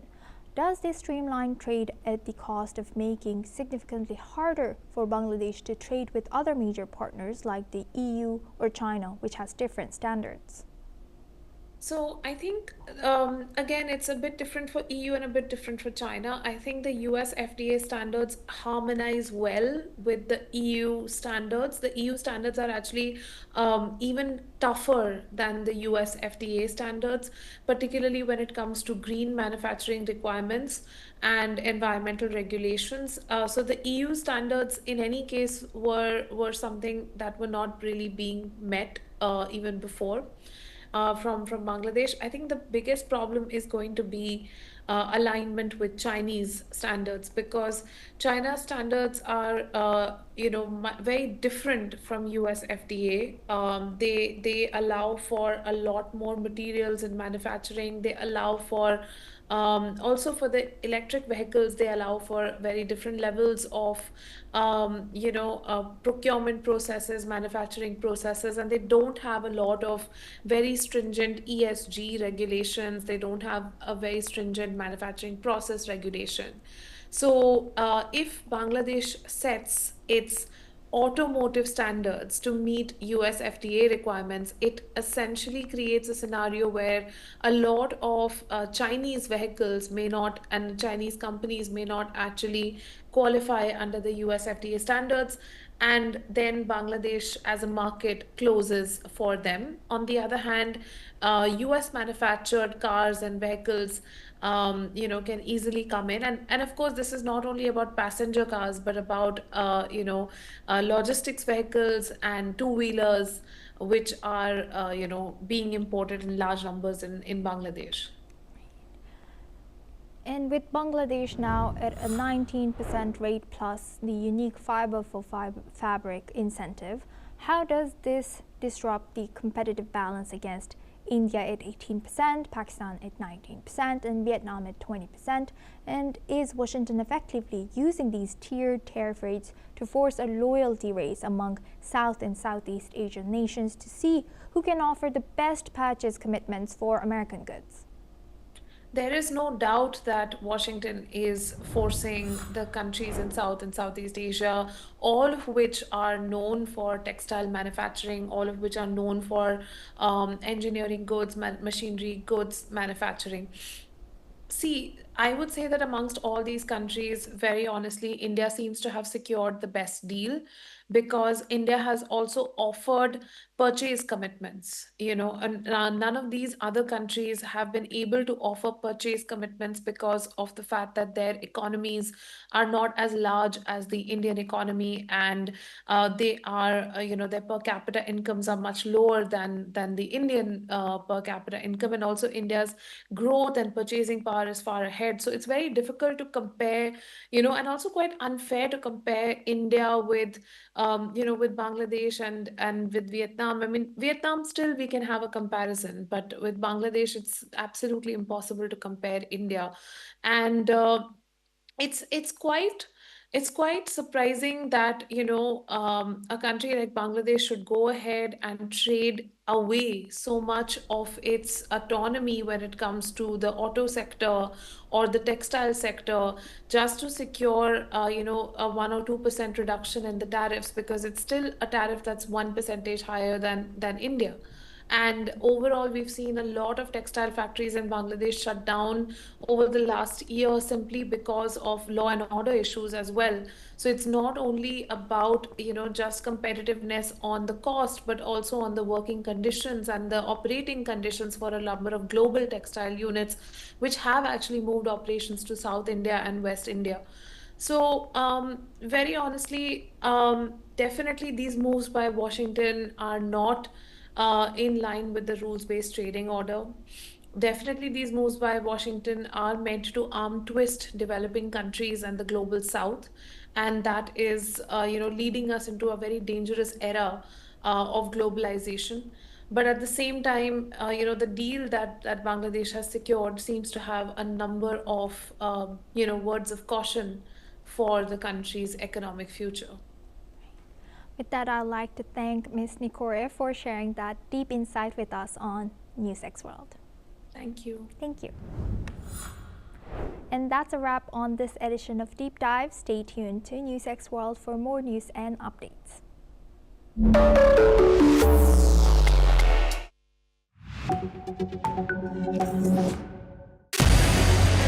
What we can do as the Interparliamentary Union to strengthen democracy, to promote human rights, to ensure that humanitarian law is respected. UN Security Council needs a makeover, a comprehensive reforms, and India deserves a position there, a role there. Prime Minister Modi during Operation Sindhu. UK Prime Minister Starmer faces growing pressure amid scandal. McSweeney resigns over Middleton's appointment. Putin's special envoy predicts Starmer's resignation. Middleton's Epstein ties spark police investigation. Starmer's leadership in crisis. Let's understand what's coming next. Hello and welcome, I'm Thomas Porteous and you're watching another episode of Explained. The UK Prime Minister Keir Starmer is facing mounting pressure after the resignation of his Chief of Staff, Morgan McSweeney, which comes amid a growing controversy over the appointment of Peter Mandelson as the UK's ambassador to the United States. The scandal centres around Mandelson's long-standing ties to late financier and convicted sex offender Jeffrey Epstein, which continued even after Epstein's 2008 conviction for soliciting prostitution from minors. Despite these connections, Starmer pressed ahead with Mandelson's appointment. This move has now sparked widespread criticism, with many questioning the Prime Minister Starmer's judgment. Morgan McSweeney, who played a pivotal role in advising Starmer on this decision, took full responsibility for the mistake. In his resignation statement, McSweeney has acknowledged that the appointment had been wrong, causing damage to the Labour Party and eroding public trust in politics. His departure has left Starmer facing intensified calls for his own resignation. Let's listen in to some of Starmer's statements on the ongoing situation. It had been publicly known for some time that Mandelson knew Epstein, but none of us knew the depth and the darkness of that relationship. But we are changing this country for the better. We had 14 long years of failure under the Tory government, and we're correcting that. We've stabilised the economy, we've put a huge amount of investment into our public services, and we're rebuilding our communities. And I intend to go on doing that vital work for our country because I believe it is the absolute focus and the first importance for this government. The information now available makes clear that the answers he gave were lies. He portrayed Epstein as someone he barely knew. And when that became clear, and it was not true, I sacked him. Such deceit is incompatible with public service. As the pressure mounts, Russian envoy Kirill Dmitriev has weighed in, suggesting Starmer's leadership could soon be in jeopardy. In a recent social media post, Dmitriev has implied that Starmer's political future could be in danger, predicting that the Prime Minister might soon be forced to step down. Dmitriev's comments have added a new layer to the political crisis, with many now questioning whether Starmer can survive the fallout. But as Starmer fights to keep his position, the fallout continues, with more details emerging about how Morgan McSweeney's role in the appointment. On January the 8th, McSweeney, who played a central role in advising Prime Minister Keir Starmer on the appointment of Lord Peter Mandelson, formerly Lord, took responsibility for the mistake. In a statement, McSweeney acknowledged that the decision to appoint Mandelson was a wrong one. While he did not oversee the due diligence and vetting process, he has stressed the need for, quote, a fundamental overhaul of how such decisions are made in the future. McSweeney's statement has clearly indicated that he believed the only honourable course of action was to step down. Interestingly, sources close to Downing Street have since revealed that his decision to resign was a mutual agreement between McSweeney and Starmer. This means that the two men had a shared understanding of the gravity of the situation. According to these sources, McSweeney had initially been, quote, in two minds about resigning until the pressure built to a point where it became clear that his departure was inevitable. As the crisis deepens, attention turns back to Peter Mandelson and his links to Jeffrey Epstein, which continue to dominate the scandal. The latest release of the Epstein files by the U.S. Department of Justice has revealed new and disturbing information about Mandelson's dealings with Epstein, including financial transactions that raise serious questions. Between 2003 and 2004, Epstein made several payments totaling to $75,000 to accounts linked to Mandelson and his partner. These payments were made while Mandelson was a government minister. Furthermore, details have emerged about email exchanges between Mandelson and Epstein, which included discussions of market-sensitive government plans. These included UK tax policy and the government's strategy for asset sales to relieve the country's debt burden during the 2008 financial crisis. These exchanges raised serious questions about the integrity of Mandelson's actions and the possibility that he used his political position to further the interests of Epstein and his wealthy associates. In response to these allegations, London's Metropolitan Police Service have opened a full investigation into possible misconduct in public office. Officers have carried out search warrants at two properties linked to Mandelson, one in Camden, London, and another in Wiltshire. Mandelson has not been arrested yet, and the investigation remains active. Mandelson, who was appointed UK ambassador to the US in 2024, was removed from his role in September of last year after the first round of revelations came to light regarding his close ties to the late sex offender. As of now, Mandelson has publicly apologized, regretting his continued association with Epstein after the financier's 2008 conviction. He has insisted that he was misled by Epstein and wished he had discovered the truth sooner. However, the damage to his reputation and that of the Starmer government is clear.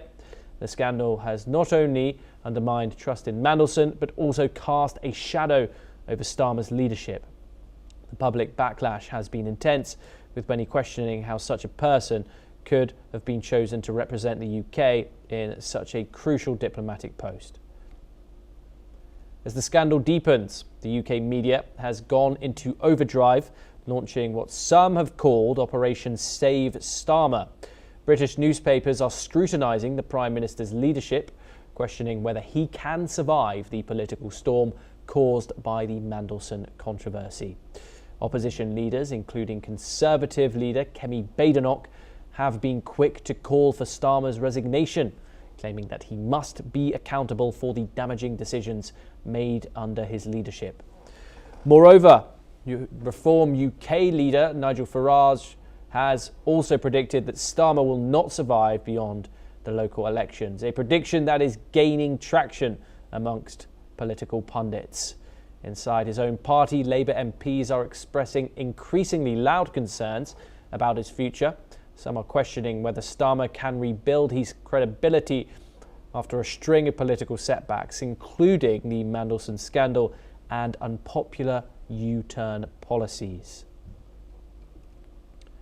In another setback for UK Prime Minister Keir Starmer, another breakthrough has just come through. Tim Allen, his Executive Director of Communications, has now resigned as well. Allen, who was appointed in September 2025 to overhaul Downing Street's messaging, has stepped down amidst the continuing crisis surrounding the Mandelson scandal. Allen, who had been brought in to improve the government's public image, now faces scrutiny over potential conflicts of interest. Reports have revealed that he holds a 10% shareholding in Strand Partners, a lobby firm. This raises questions about whether his business interests could have influenced his work for the government, particularly as the scandal over Mandelson and Epstein continues to unfold. With the political turmoil intensifying in the United Kingdom, Londoners have sharply divided on how to view the current situation. Let's now hear what some residents have to say about the future of Starmer's leadership. I think it's definitely a difficult time for him. Will he survive? I think he'll probably blow over. I think it's probably a bit of a storm. I think he's possibly been viewed a little bit harshly, but it's always difficult to know the truth about these things. I think Keir Starmer, at first I thought he was good when he first came in. However, my opinion's changed a lot. I think he's pretty terrible now, especially with the whole Mandelson thing going on. I think he'll last the week, but yeah. Well, let's see what happens, but with everything going on, I don't think he's got the strength to do it. Well, that's all for this episode of Explained. Stay tuned as we bring you more in-depth insights and stories that matter.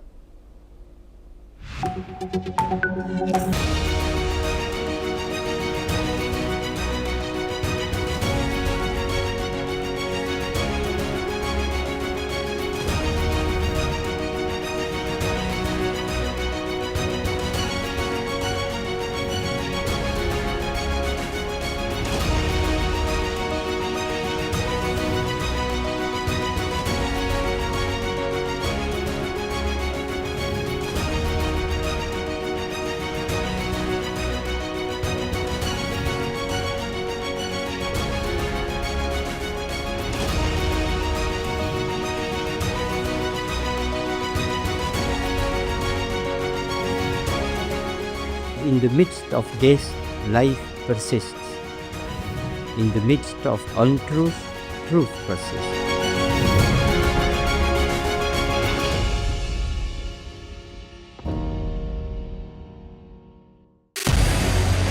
What we can do as the Interparliamentary Union to strengthen democracy, to promote human rights, to ensure that humanitarian law is respected. Hello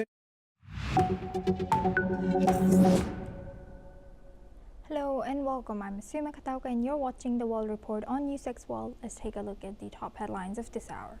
A U.S. judge blocks the deportation of Rumeysa Öztürk, a Turkish student at Tufts University. According to her lawyers, the decision is filed at a federal appeals court after her arrest during a crackdown on pro-Palestinian activists last year. Hong Kong leader John Lee praises the 20-year sentence given to pro-democracy media tycoon Jimmy Lai, calling his crimes severe. The United States, United Kingdom, and the United Nations condemned the jailing as unjust and urge his release on humanitarian grounds. Jeffrey Epstein's associate Ghislaine Maxwell appears virtually from a Texas prison and refuses to answer the U.S. House Oversight Committee. Chair James Comer says she invokes the Fifth Amendment, blocking questions on Epstein and possible co-conspirators.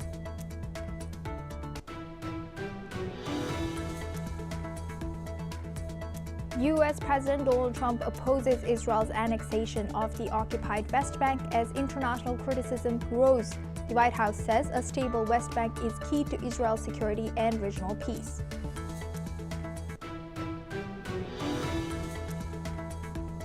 The United States and Armenia have agreed to cooperate on civil, nuclear energy, deepening ties. The move follows a U.S.-brokered South Caucasus peace deal, with Washington seeking to draw Yerevan closer.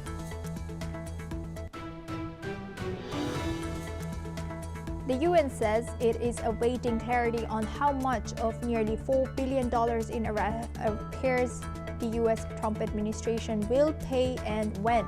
UN chief warns the imminent financial collapse as the U.S. confirms it plans a partial payment in the coming weeks.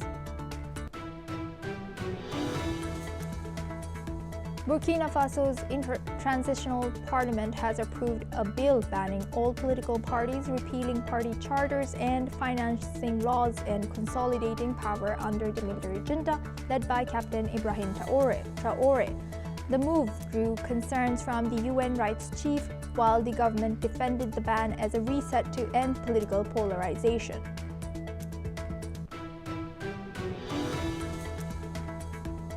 According to media reports, Ethiopia is hosting a secret training camp for thousands of fighters from Sudan's Rapid Support Forces, marking the first direct evidence of Ethiopia's involvement in Sudan's civil war.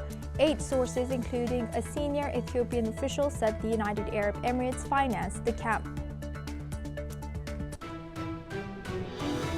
U.S. lawmakers have accused the Department of Justice of improperly redacting files related to late sex offender Jeffrey Epstein. Members of Congress began reviewing unredacted versions of the files last week, part of the Epstein Files Transparency Act. Democratic Representatives Ro Khanna and Thomas Massie, who co-sponsored the law, flagged discrepancies, saying the DOJ did not comply with the law's requirement. Some files were criticized for containing identifiable email addresses and nude photos of potential victims. The DOJ has since removed flagged files and unredacted some names, including those of Epstein and his associate Ghislaine Maxwell. However, Khanna and Massie argue that the redactions still violate the law, specifically pointing to names that remain obscured. The DOJ responded, claiming a technical or human error and reaffirming its commitment to transparency, but the controversy over the handling of these files continues. Now we welcome Professor David K. Johnston. He's a professor at Rochester Institute of Technology, joins us live from New York. Thank you very much, Professor Johnston, for joining us again. Good to see you. Now looking at this, Good to be here. Thank you. Now looking at this, a lot of people have raised concerns and criticized this latest revelations, right, including the victims. What do you think? What should be done?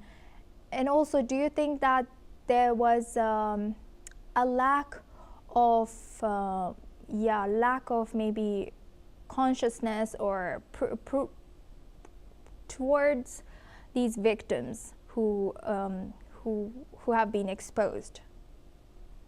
I think the best evidence, having read the statute and seen some of the released documents, is that this is part of a continuing effort of non-compliance by the Trump administration.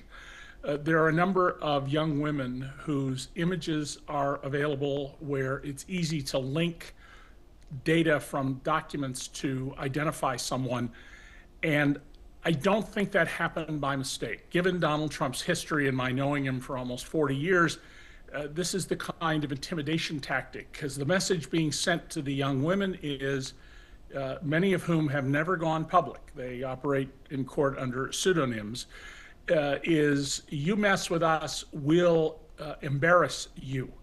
And secondly, the redaction of names in various of the emails seems to clearly violate the statute, because no one is to have their name withheld for reputational value. And there's one other development which I find very troubling. Throughout the Epstein affair, there have been discussions about whether some young women may have been murdered and disappeared. And I've treated those with the same skepticism that I did all sorts of things during the 40 years I did investigative reporting for the New York Times and others. But it turns out that Jeffrey Epstein bought 350 gallons of sulfuric acid. We know that sulfuric acid can be used to quickly dissolve a body, destroy the DNA. It does tend to leave behind micro traces of what's happened.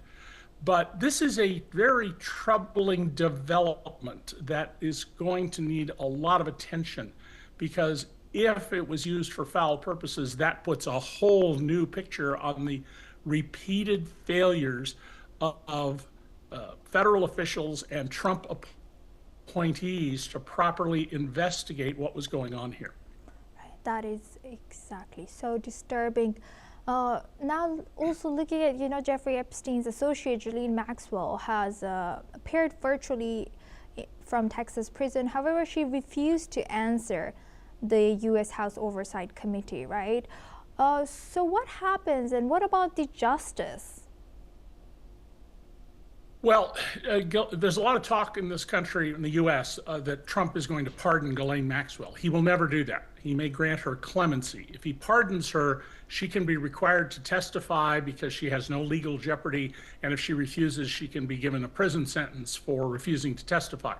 If he gives her clemency, she's still in legal jeopardy, and she can exercise her Fifth Amendment right against self-incrimination.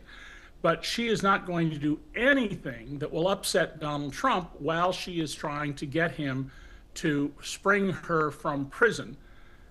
So this was mostly an exercise by the Republican leaders of the committee in Congress in trying to say, see, we're really looking for everything, when there was no reason to expect she would testify, and she is not. And how do you think this whole thing is affecting the transparency or the public trust towards also the administration, of course, and DOJ, and also the image of political elites in the West? Yeah, I think this is really having quite a profound effect. And one of the big issues being discussed in American news organizations and online chats is the fact that the British and some other foreign countries have taken items about their sovereigns or diplomats in the Epstein files and are aggressively pursuing them. Keir Starmer may well have to resign as Prime Minister of the United Kingdom because his appointee as ambassador to the U.S. is all over the Epstein files. That's causing a lot of discussion about why is it that the Europeans are aggressively pursuing these matters and we are not in the U.S. And of course, the reason is because Donald Trump is running a protection racket here. He is in the files more than 5,000 times, and there have been some U.S. commentators that pointed out that God is referenced in the Old Testament and the New only about 4,000 times. Trump, though, insists, I never did anything, I did nothing wrong. And as I warned would happen, well, I think a year or more ago, The Justice Department's position is that they can't release many of the documents, including photographs or videotapes that would show grown men in compromising positions with girls as young as 13, because under American law, mere viewing of such an image is a felony. And so they have the perfect setup here to withhold what would be conclusive evidence, photographs from the Epstein estate of various men in sexual acts with girls who are not old enough to give consent, that is, who are being raped. Thank you very much, Professor Johnston, for sharing that. Please stay with us as we stay on this news. Now, the U.S. Justice Department has moved to overturn the conviction of Steve Bannon, former advisor to President Donald Trump in connection with the January 6 Capitol attack. Bannon was sentenced to 4 months in prison for contempt of Congress after defying a subpoena to testify before the committee investigating the attack. He was released in October 2024. The Justice Department filed a motion in the Supreme Court seeking to send Bannon's case back to a lower court. In the filing, they request that the case be dismissed with prejudice. Bannon, who has yet to comment, is set to not oppose the motion. Now we welcome back Professor David K. Johnston. Thank you very much, Professor, for staying with us. The U.S. Justice Department has moved to overturn the conviction of Steve Bannon, former advisor to President Donald Trump in connection with the January 6 Capitol attack. Bannon was sentenced to 4 months in prison for contempt of Congress after defying a subpoena to testify before the committee investigating the attack. He was released in October 2024. The Justice Department filed a motion in the Supreme Court seeking to send Bannon's case back to a lower court. In the filing, they request that the case be dismissed with prejudice. Bannon, who has yet to comment, is set to not oppose the motion. The U.S. Justice Department has moved to overturn the conviction of Steve Bannon, former advisor to President Donald Trump in connection with the January 6 Capitol attack. Bannon was sentenced to 4 months in prison for contempt of Congress after defying a subpoena to testify before the attack. He was released in October 2024.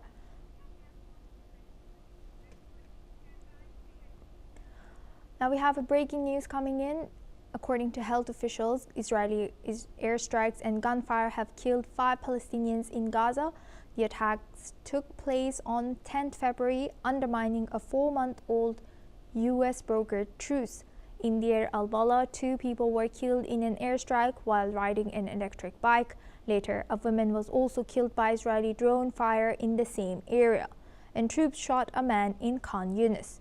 Another man was shot dead by Israeli gunfire in Jabalia as well.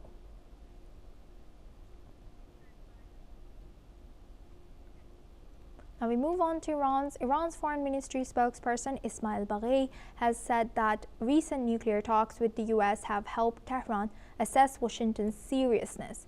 The brief meeting in Muscat, Oman showed enough consensus to continue diplomatic efforts.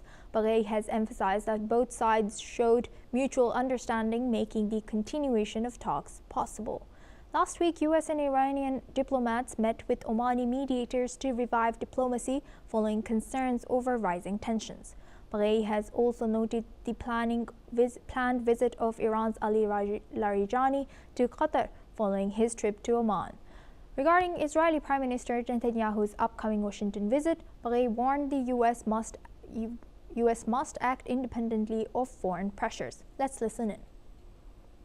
اساساً ریشه تبدیل موضوع هسته‌ای ایران، برنامه هسته‌ای صلح‌آمیز ایران به عنوان یک بحران تصنعی رژیم صهیونیستی بود که از حدود 40 سال قبل مدام این گزاره رو تکرار میکنه که ایران به دنبال بمب هسته‌ای است و سعی میکنه که نوعی ترس موهوم رو بر دنیا تحمیل بکنه به خاطر بمب هسته‌ای ناموجود ایران. Now we welcome retired Major General Sudhakarji. He's a senior strategic and international affairs expert, joins us live from Jaipur. Thank you very much, Major General Sudhakarji, for joining us again. Good to see you.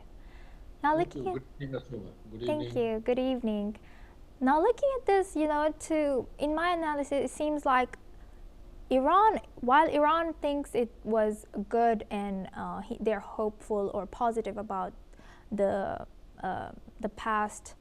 latest round of talks, while U.S. hasn't even issued a statement, they have moved to welcoming soon to be welcoming Netanyahu in U.S. and also the fact that they have moved more armada towards the Gulf. Is there a difference between their understanding or how they feel about the situation and ongoing talks? What's your analysis? Asoma, good question. Thank you. This question has got multiple parts or subparts. One of them, what was the case just a few hours back? The few hours back was USA has been demanding, or Netanyahu has been demanding, that the enrichment of the uranium or going ahead with the nuclear warheads, that should be suspended completely, number one. Number two, the missile test trial and the complete architecture and the capability must be done away with. And third, the proxies have to be reined in. So out of all this, Iran has narrowed down to only one aspect, that nothing doing. It is only the uranium, enriched uranium, that is the nuclear issue which is to be discussed. The latest input which has come to me, which perhaps indirectly you have alluded in your preamble, is that Iran has projected the demand that they are prepared to forego nuclear enrichment and going ahead with the nuclear warhead, provided all sanctions imposed against Iran are, forfeited or they are cancelled or they are lifted.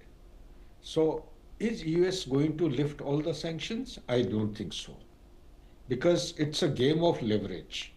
So if US doesn't actually lift the ban or the sanctions against Iran, will Iran reconcile to the fact? Because there is a huge armada which is gone encircled Iran inside the Persian Gulf and towards Mediterranean.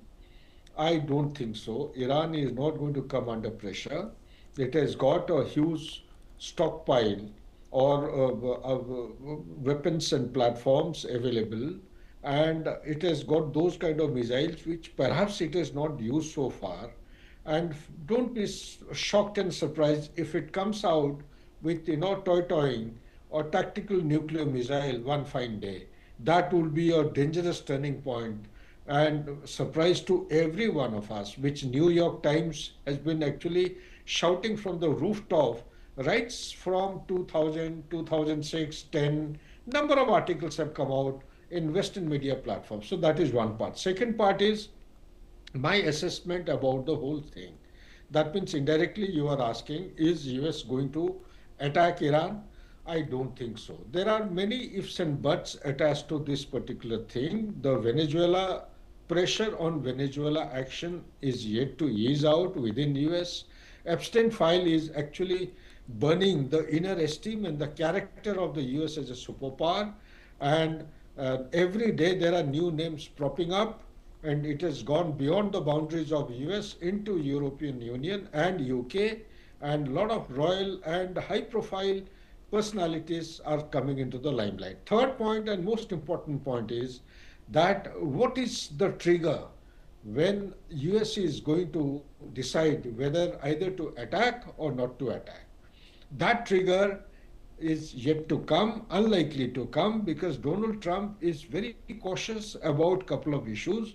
The elections are around the corner. There are 25 seats in the Senate which are falling vacant, and out of 25, 8 are of, I think, the Republican, and rest are Democrats. And it is given to understand that of late, the sway is in the favor of the Democrats. Recently, the Democrats have had thumping majority, and they have observed the successful story of the political mandate or the electioneering mandate in the United States, and they are coming up with the best with the majority against that of Republicans. Last point is the crucial point which you are pointedly asking. So what are they going to do now? In my opinion, if at all there is going to be an attack, Netanyahu will be attacking, not the American forces. In any case, there are no boots on ground. Should that happen, whether it is Netanyahu or the American forces, Iran is going to retaliate with lots of violence and with lots of force.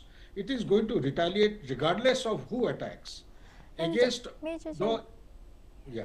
So, Major General, if building on your answer, how do you analyze Israel's readiness and Israel's capacity? As we know that last year, the 12-day war, Israel's Iron Dome was penetrated. So, do you think they have built up? Do you think they have, how do you think their defense strategy has changed or evolved? As far as the preparedness of the Israelis are concerned, their Iron Dome has not been upgraded till now.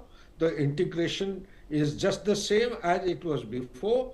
The Iron Dome is only up to the ranges, rocket ranges up to 70 kilometers. These are short-range rockets, whereas Iran has got long-range hypersonic missiles, it has got ballistic missiles. It will be very easy for the missiles of Iran to penetrate through the Iron Dome and hit the vulnerable areas and vulnerable points as Israel. Therefore, despite the fact that Israel may be in the best of its preparedness, yet they can be penetrated by the hypersonic missiles, and sensitive spots can be hit very effectively and accurately. Thank you very much, Major General, for sharing that deep insight with us. Please stay with us.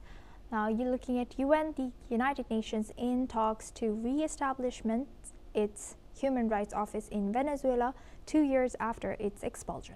Discussions between UN Rights Chief Volker Turk and interim President Delcy Rodriguez took place on January 26th, with a UN team visiting Caracas through February 4th.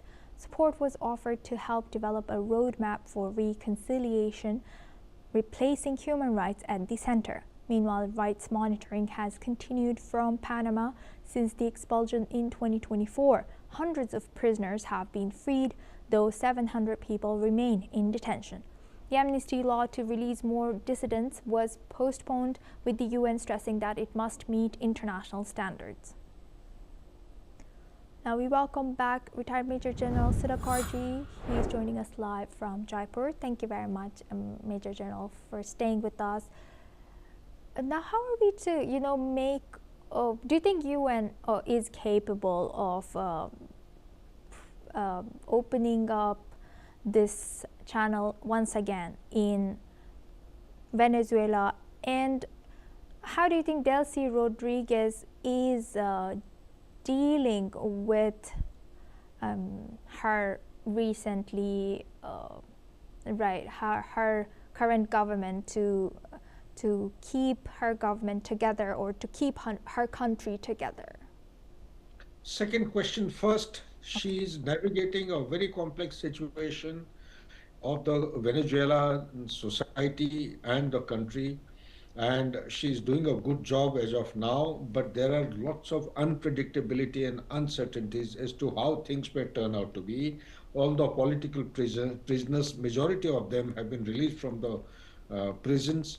You said in your question that there are 700 odd more are awaited, and people are demanding for the early release. All these things are happening at the dictate or the behest of U.S., United States. Number two, the first question now. Now, will the United Nations office be able to restore status quo ante? That means, will they be able to go back to Venezuela from where they had been kicked out a couple of months back, maybe 6 or 8 months, or maybe 1 year back? Well, unless the local government supports, they will not be able to re-establish their office. And re-establishing infrastructure is one thing, but re-establishing their connect with the environment to discharge a mandate is another thing. Discharge of the mandate is primary. Now, unless they have favorable response metrics from the society, from the environment, they will not be able to perform or discharge their duties effectively. Therefore, it all depends as to how best the current government under the vice presidentship of Delcy Rodriguez, what kind of support they actually extend. Because there is a difference between the lip service and what they do on the ground. Presently, it appears that they're being pushed by the United States and the United Nations to go back to Venezuela. However, time will tell us as to how effective they will be on the ground and will they be able to discharge the mandate to the objective which has been outlined for them. Back to you, Asuma. Unfortunately, we are running out of time for this discussion, but thank you very much, Major General, for joining us and sharing that insight with us. Now we move on to Russia. Russia's communications regulator, Roskomnadzor, has begun restricting the operation of Telegram, targeting one of the country's most widely used messaging platform. The move fits into the Kremlin's broader push to replace Western digital services with domestic alternatives as it advances plans for a so-called sovereign internet, tightening state control over online communications. Roskomnadzor has said that it will continue to impose consistent restrictions on the Telegram messenger in order to enforce Russian legislation and ensure the protection of citizens. Telegram users across Russia have reported widespread disruptions for a second consecutive day. Complaints on outage monitoring services surged to around 15,000 so far, far above normal levels, with most users reporting problems downloading photos and videos. Others said the app was slow to load or failed to connect altogether. The apparent move comes amid a broader tightening of digital controls. In August 2025, Roskomnadzor has effectively blocked calls via Telegram and WhatsApp, claiming the services was widely used for fraud, extortion, and recruiting citizens for sabotage activities. Now we move on to AI. The government of India has set a deadline of 3 hours for social media platforms to remove content that is flagged by the authorities for violating local laws, according to new order issued by the Ministry of Electronics and Information Technology of India. The early octopus deadline was 36 hours as new rules will come into force from February 20, 2026. The government tightened rules around for handling AI-generated and synthetic content, including deepfakes on social media platforms such as X and Instagram. The new rules also include mandatory labeling of AI content. AI-generated content will be treated on par with other information for determining unlawful acts under its rules. The government notified amendments to the Information Technology Rules 2021 that formally define AI-generated and synthetic content. That's all we have time for. Keep watching NewsX World for more news and updates from around the world.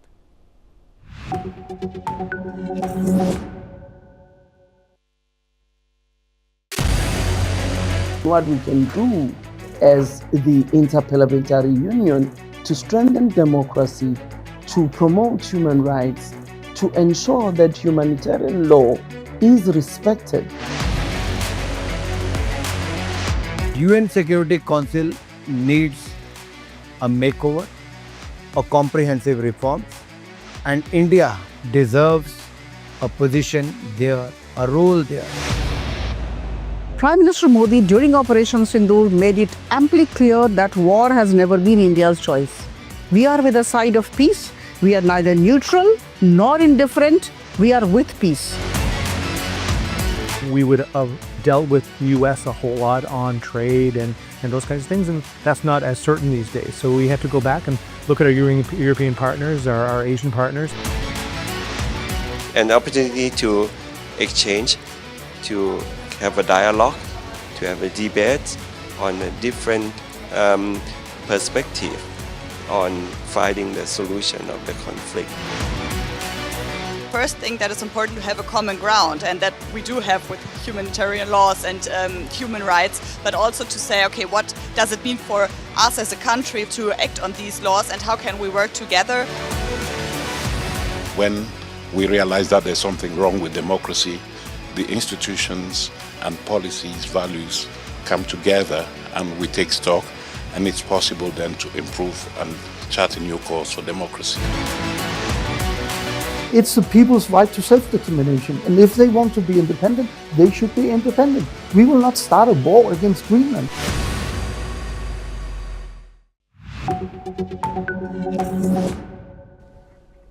Hello and welcome. I'm Thomas Porteous and you're watching The World Report on NewsX World. Let's take a look at some of the top headlines of the hour. A US judge blocks the deportation of Rumsia Öztürk, a Turkish student at Tufts University, according to her lawyers.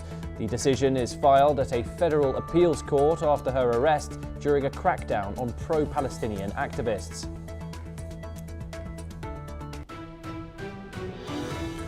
Hong Kong leader John Lee praises the 20-year sentence given to pro-democracy media tycoon Jimmy Lai, calling his crimes severe. The United States, United Kingdom and the United Nations condemn the jailing as unjust and urge his release on humanitarian grounds. Jeffrey Epstein associate Ghislaine Maxwell appears virtually from a Texas prison and refuses to answer the U.S. House Oversight Committee. Chair James Comer says she invokes the Fifth Amendment, blocking questions on Epstein and possible co-conspirators. U.S. President Donald Trump opposes Israel's annexation of the occupied West Bank as international criticism grows. The White House says a stable West Bank is key to Israel's security and regional peace.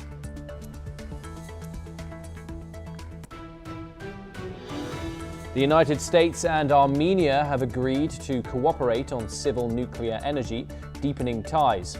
The move follows a US-brokered South Caucasus peace deal, with Washington seeking to draw Yerevan closer. The United Nations says it is awaiting clarity on how much of nearly $4 billion in arrears the Trump administration will pay and when. UN Chief Antonio Guterres warns of imminent financial collapse as the US warns it plans a partial payment in the coming weeks. French President Emmanuel Macron says Europe must prepare for further confrontation with the United States. He warns Washington could target the EU over digital rules and tariffs, saying the Trump administration is increasingly hostile to Europe. Israeli Prime Minister Benjamin Netanyahu heads to Washington to urge President Trump to expand nuclear talks with Iran as US military pressure builds. Israel wants to curb Iran's enrichment, missiles and regional allies, while Tehran rejects those demands without sanctions relief.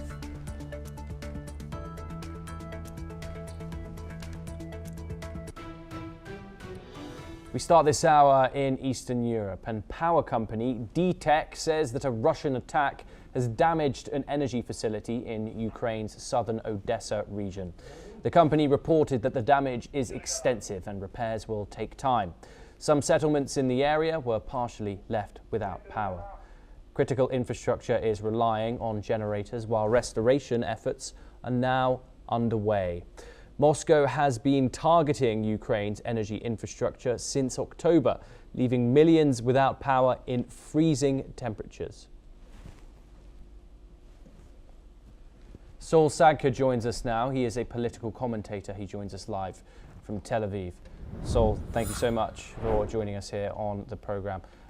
Moscow, of course, has gone after Ukraine's energy infrastructure, particularly focusing in on these winter months where Ukrainian civilians in particular are facing temperatures below like 10 degrees Celsius, suffering, which leads to them, of course, suffering a near humanitarian crisis. However, their resilience stands firm in this war. What more can you tell us about the consistent barrage that Moscow is launching on Ukraine, especially as the winter comes to an end now? Well, what we're seeing is the tactics that they've now been using for years. The war that started in February 2022 is about to enter its 5th year. This was supposed to be a three-day march for Putin's troops, and it has ended in a complete catastrophe for him. And what we can see when we look at it is that really, if all they have left, if the final act that they can do is to lob missiles at Ukrainian domestic infrastructure, most likely they're doing that because they don't have any better options. Certainly any other option, any other use of those weapons against military targets would be better for them, but really all they have left is terror weapons. It's unclear how many more years this war can drag on for. And certainly the damage to Ukraine is extreme, but the damage to Russia, its international standing, its soft power, its hard power, its military equipment, and probably in the end, its own unity is going to be much faster. And Saul, of course, we've seen diplomatic developments over the past few days, of course.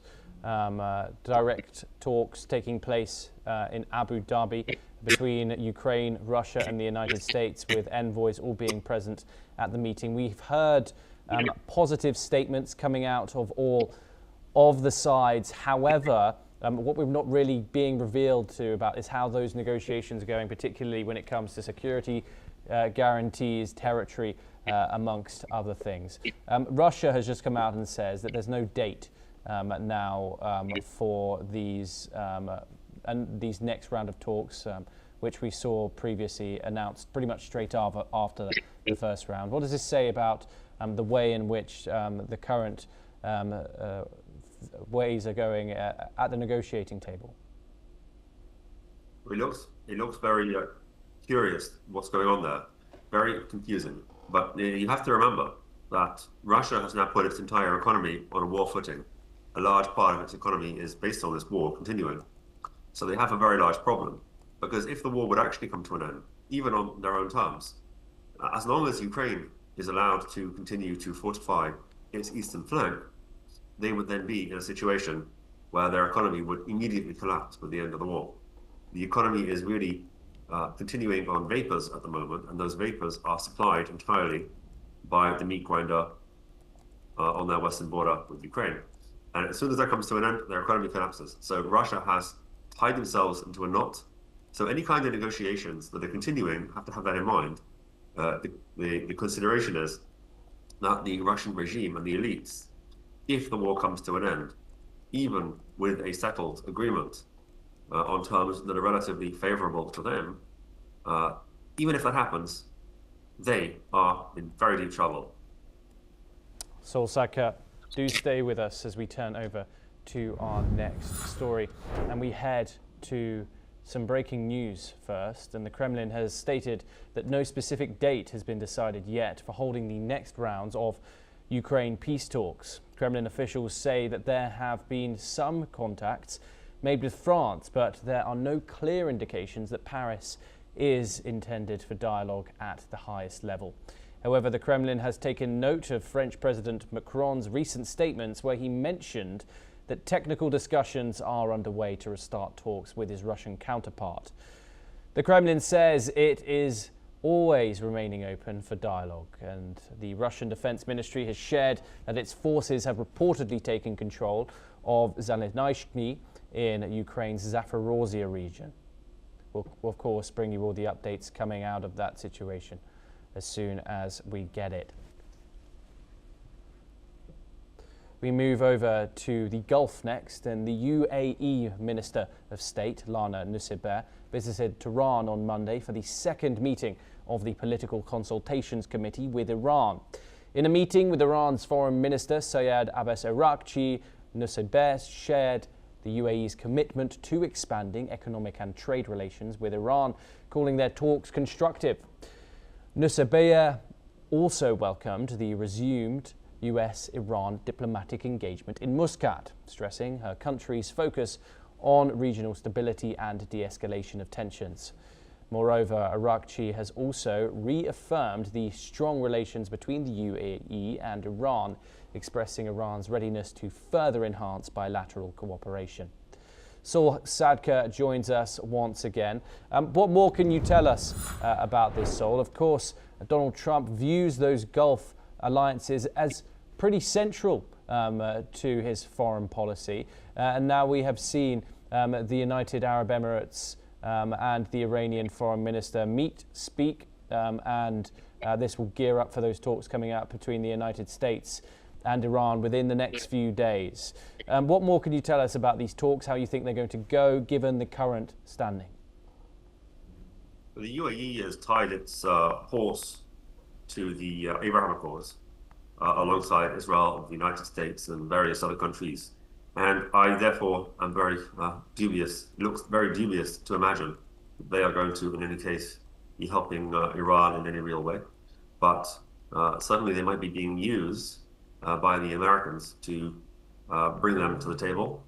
It would be amazing for the Americans if they could get Iran to meet their demands without the requirement for military strikes, because that would mean the Iranian regime would eventually, not immediately, but eventually collapse, because once they have no deterrence, that's the end of them.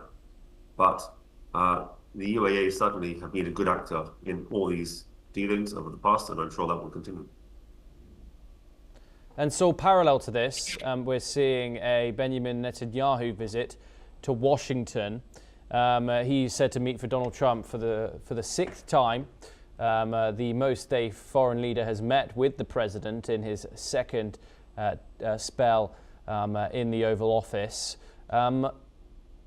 Does this meeting between Netanyahu and Trump risk souring things between the United States and Iran before things have really matured? Well, I'm not sure if a seventh meeting between Netanyahu and Trump is going to be what sours the Americans on the Iranians. The Iranians, if you recall, for 47 years now, have been shouting death to America in the streets. So I don't think this is what's going to tip it over in the balance. The Americans have the Iranians at their whim. They are surrounding them with vast military equipment and can pick them apart if that's what they really wanted to. And the Iranians should take note that the Americans and the Israelis seem to be acting in lockstep. And even on occasions when there have been leaks about disagreements between Netanyahu and Trump and so on, those have generally preceded great acts of unity between the two in practice. So any kind of disagreements you might see between Trump and Netanyahu are as likely to be a misdirection to fool Iran into complacency as they are to be any kind of real disagreement. And in the end, it's quite clear that Netanyahu and Trump have a close personal bond. Their bond is not one of political expediency. They are actually friends. So that will make a very big difference, I think, to what's going to happen in the Middle East in the next few months. However, of course, Donald Trump, at least for now, seems committed to diplomacy when it comes to Iran. Israel, however, has said that it will take matters into its own hands and strike Iran if it crosses its red line when it comes to its ballistic missile program. So obviously the two are on a different page when it comes to this. How do you think that might develop? Well, I wouldn't say that. I mean, the Americans are totally capable of continuing negotiations with Iran, as they were doing in June and after the 12-day war. They continue the negotiations. They don't control Israel. They certainly can deny their control over Israel if they want to. And so the negotiations will continue, and Israel has the right to defend itself, and had they expressed the intent to do so. And if you recall, around the 31st of January, on Netanyahu's previous visit to the White House, and Trump told him in public, in front of the cameras, that Israel should do what it sees fit, and if they want to attack the Iranian ballistic missile programs, if they continue to build them up, they should. And if the Iranians try to restart their nuclear program, then Israel should attack, and I quote, fast. So what we're seeing is really just a kind of a dance where the Americans are using the Israelis as their potential attack dog, perhaps promising to help Iran, ring them in, as kind of a good cop, bad cop game, to offer to protect them if they give the Americans what they want. But really what the Americans want and what the Israelis want is the same thing. It could be, from a cynical perspective, that neither of them particularly care if there's regime change in Iran. But what they do want is they want the nuclear material, whatever remains of it, handed over, the nuclear program permanently closed down, and their ballistic missile program neutered to the extent that it no longer poses a major threat. And also for Iran to stop funding its proxies around the region that have caused so much chaos, destroyed Yemen, Lebanon, Syria, and more. So that's most likely what we expect to happen. Sol Sadka, thank you so much for taking the time and joining us. It's a great pleasure to speak to you. We'll of course keep our viewers updated on that developing situation when that Trump-Netanyahu meeting comes around and those Iran-US talks commence. We turn over to the US now, and in the latest batch of Jeffrey Epstein files, a photo has emerged showing Meta CEO Mark Zuckerberg and Tesla CEO Elon Musk at a lavish dinner party hosted by the paedophile Jeffrey Epstein in 2015. Despite Epstein's 2008 conviction for trafficking minors, Musk and Zuckerberg attended the event, which Epstein himself later described as wild. The guest list also included prominent figures like LinkedIn CEO Reid Hoffman and PayPal's Peter Thiel. However, Musk had previously denied attending any Epstein parties, even calling for the prosecution of those involved in Epstein's crimes.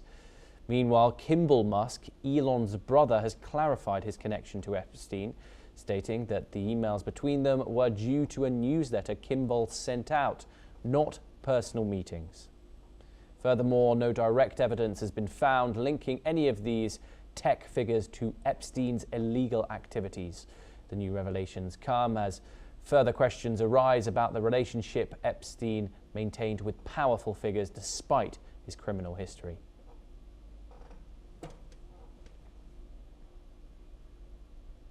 Now we turn to East Asia, and China has confirmed that discussions between Chinese and Philippine officials regarding the South China Sea will continue following a recent meeting in Cebu. Chinese Foreign Ministry spokesperson Lin Jian has stated that both sides engaged in frank and in-depth exchanges on maritime issues and other areas of mutual concern. The two nations have agreed to continue their diplomatic dialogue and manage maritime differences effectively through continued communication. China emphasized that the discussions aimed to foster cooperation while addressing sensitive maritime concerns, crucial to maintaining peace and stability in the region. The meeting also underscored the importance of managing maritime situations to avoid escalation and promote stability in the region.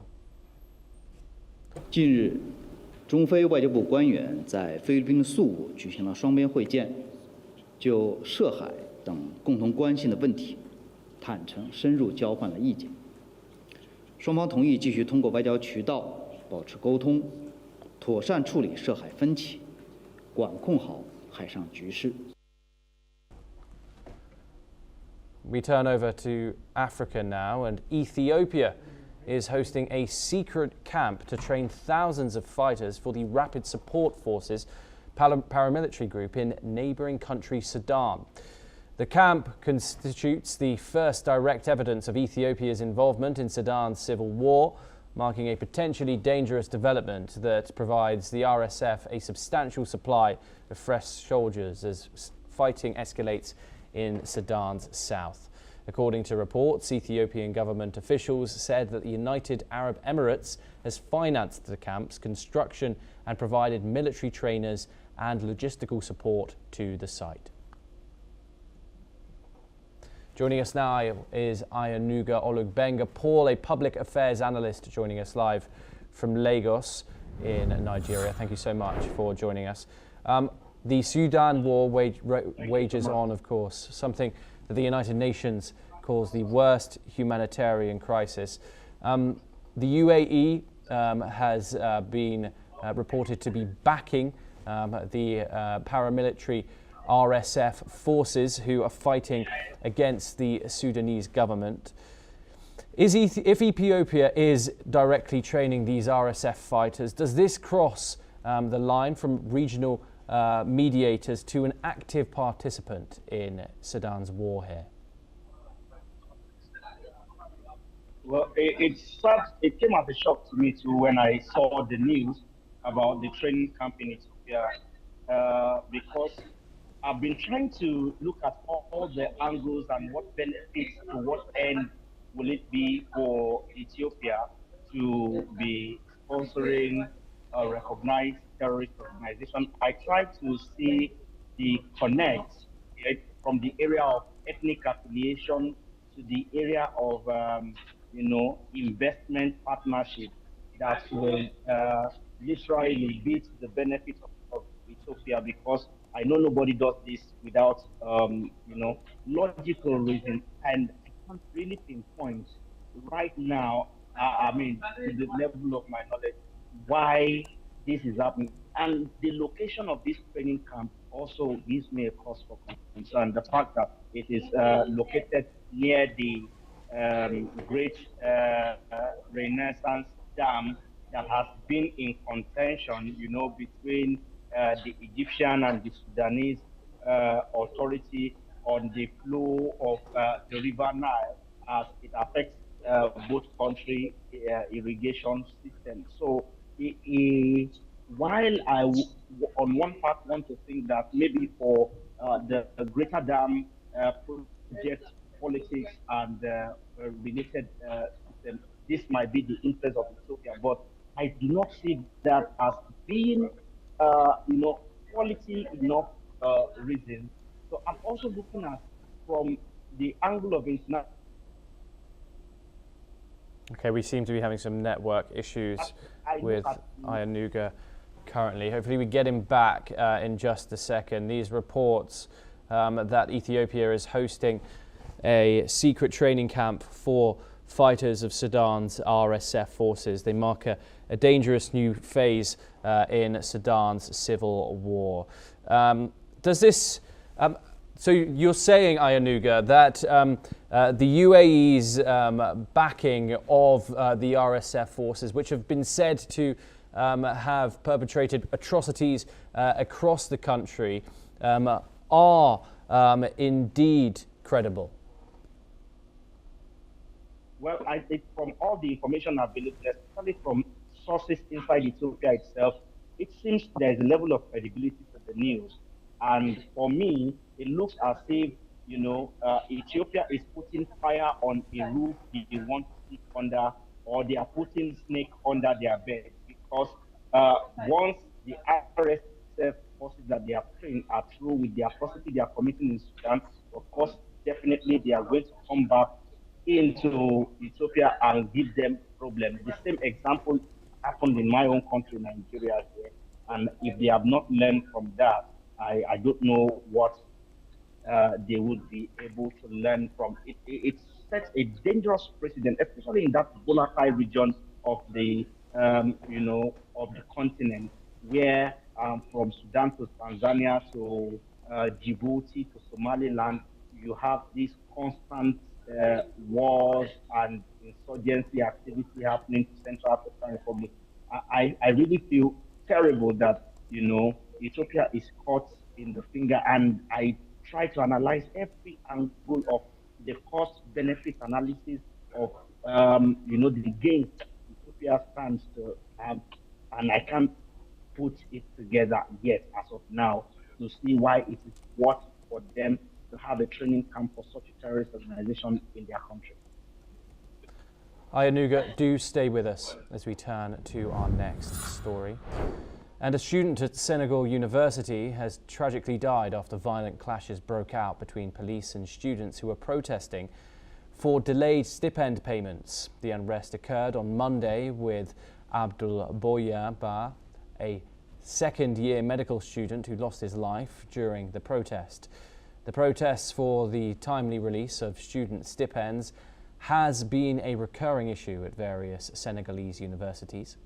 The Senegal government have confirmed the incident and expressed their condolences to the distressed families.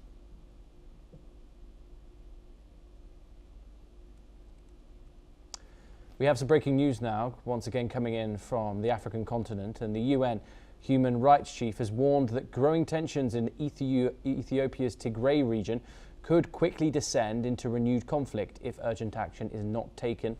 Despite a previous peace agreement in 2022, reports of insecurity, human rights abuses and lack of humanitarian access persisted. The UN is calling on all parties to de-escalate immediately, uphold the ceasefire, protect civilians and allow full access to aid, stressing that failure to act now could lead to devastating consequences. Well, that's all that we have time for this hour. Keep watching NewsX World for more international news updates.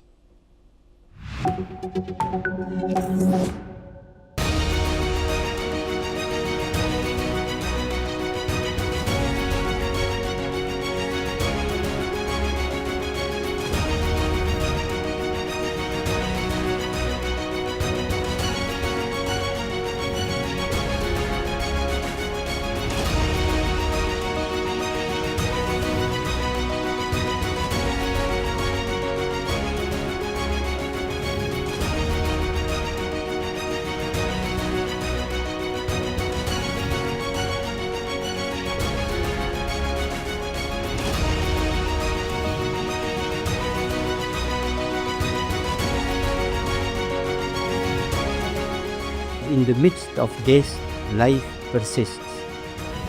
In the midst of untruth, truth persists.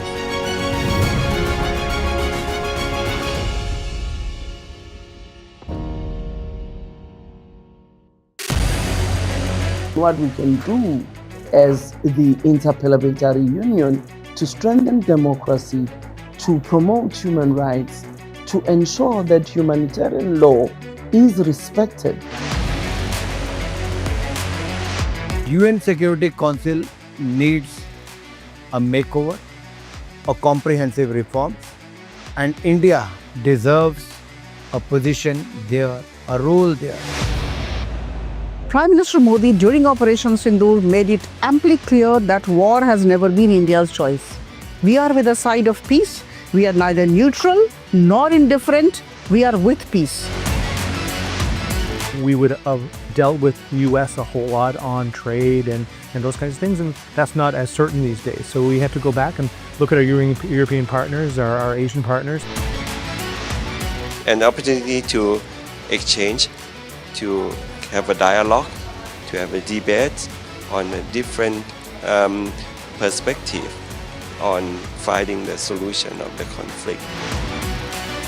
First thing that is important to have a common ground, and that we do have with humanitarian laws and human rights, but also to say, okay, what does it mean for us as a country to act on these laws and how can we work together?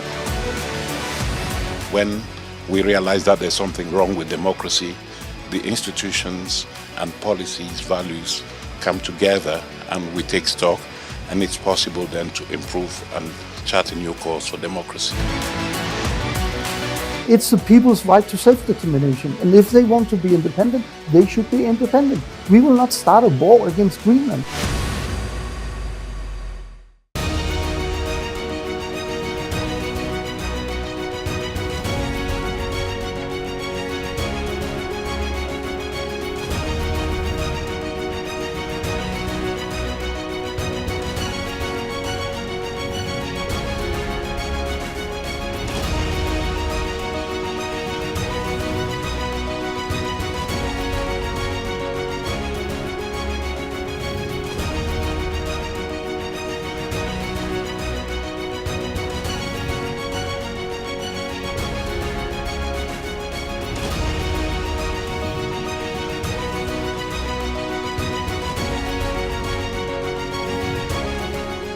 In the midst of death, life persists. In the midst of untruth, truth persists.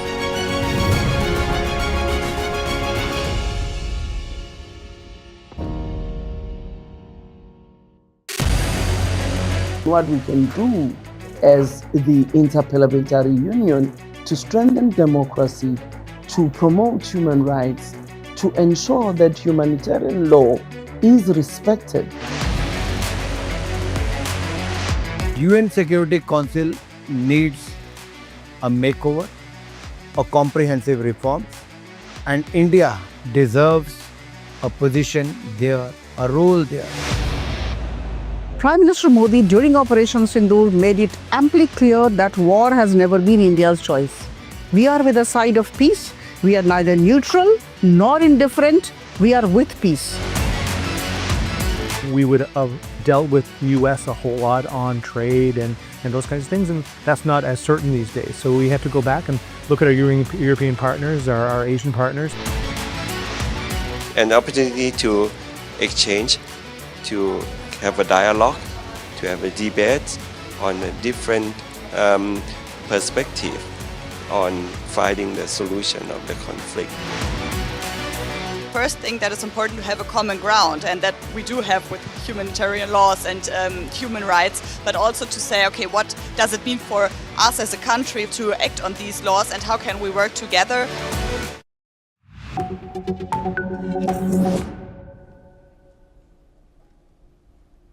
Hello and welcome. I'm Asuma Katauka and you're watching the World Report on NewsX World. Let's take a look at the top headlines of this hour.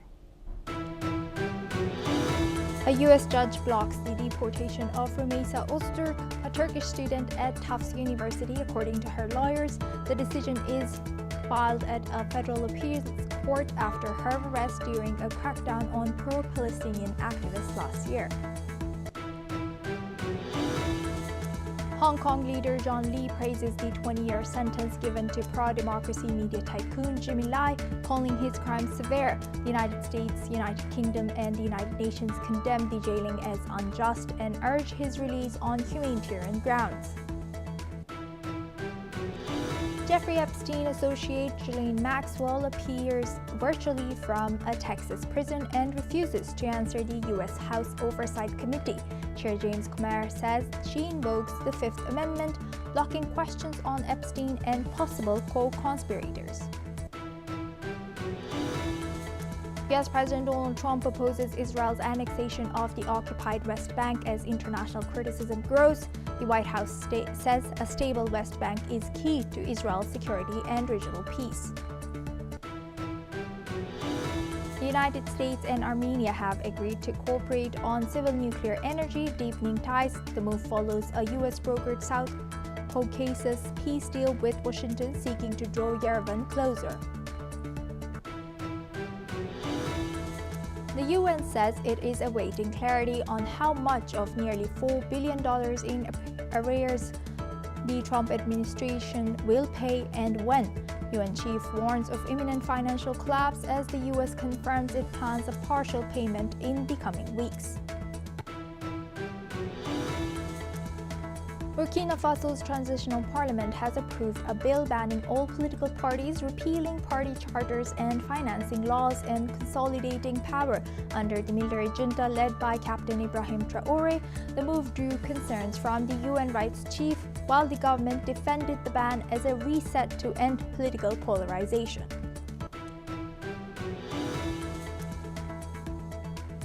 According to media reports, Ethiopia is hosting a secret training camp for thousands of fighters from Sudan's Rapid Support Forces, marking the first direct evidence of Ethiopia's involvement in Sudan's civil war. 8 sources, including a senior Ethiopian official, said the United Arab Emirates financed the camp.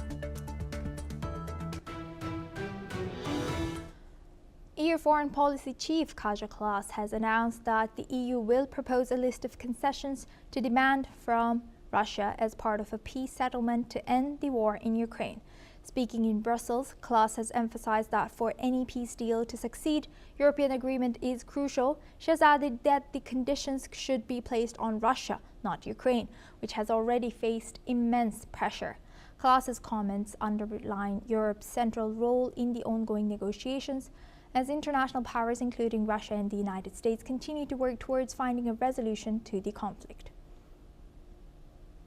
Now we welcome Ms. Alison Mutler. She's a former AP Bureau Chief, joins us live from Bucharest. Thank you very much, Ms. Mutler, for joining us again. Good to see you. Hello, Asuma. Hi.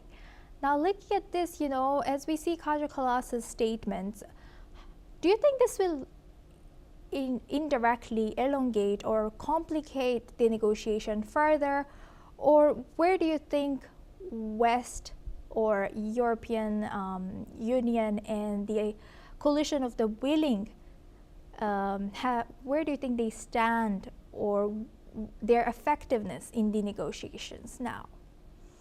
Well, will it complicate the negotiations? Well, the negotiations are incredibly complicated, and there's been no breakthrough. And it's basically been Russia and the United States, and the United States is generally known to be more favorable to Russia because it wants to have Russia on its side to resolve this conflict and to move on to other geopolitical areas. Will it complicate it? I think Europe wants to change the narrative. I think it wants to make clear that there can be no sustainable peace without European involvement in the talks. So yes, it will perhaps complicate it, but we're not getting anywhere anyway. So, and I think Europe just wants to make it clear that Europe needs to have a role in these talks, because if United States and Russia try and pressurize Ukraine, which is the weaker party, into conceding, then it's just like putting a little plaster, a band-aid over a wound that in the next few weeks or months or years will break out again. It'll just be peace for the sake of peace. And what Europe is saying is we need sustainable peace, real peace, and that means Russia needs to make concessions, which it doesn't want to make, but the war is costing it. But it is a very tricky situation, and it's very complicated however you look at it. Right. Yes, indeed. Thank you for highlighting that. Yes, of course, the negotiations are complicated, but what's the effectiveness, or do you think that Ukraine, France and all these European EU leaders trying to make or making statements, these kind of statements, is it effective? Does it really make difference? Where do you think exactly is their place in making these kind of statements? I think they want to make a difference. I think that Europe wants to unite, become a stronger voice. We saw that over Greenland when, Donald Trump was sort of, well, I'm going to take Greenland, I need it, and that's it. And Europe did stand up to it. So I think Europe is trying to make its voice heard, and it is trying to make a difference. Whether it will have success or not, it is hard to say. Anyway, even as we stand, where we have Russia and we have basically we have Russia and we have the US, we're still not making any progress. This is about Europe trying to stand up for itself and to be a greater force, which you've seen with, J.D. Vance was booed at the Winter Olympics. We've seen it in Poland, where the US ambassador was chastised by Poland. Europe is not going to does not want to play an obviously junior role. I think Europe is trying to say you cannot have peace. Whether or not we make a difference, it's hard to say, but we have seen the Trump administration, particularly Donald Trump, backing off when Europe has stood up for itself. So do you think that they are feeling like they're sidelined in these negotiations?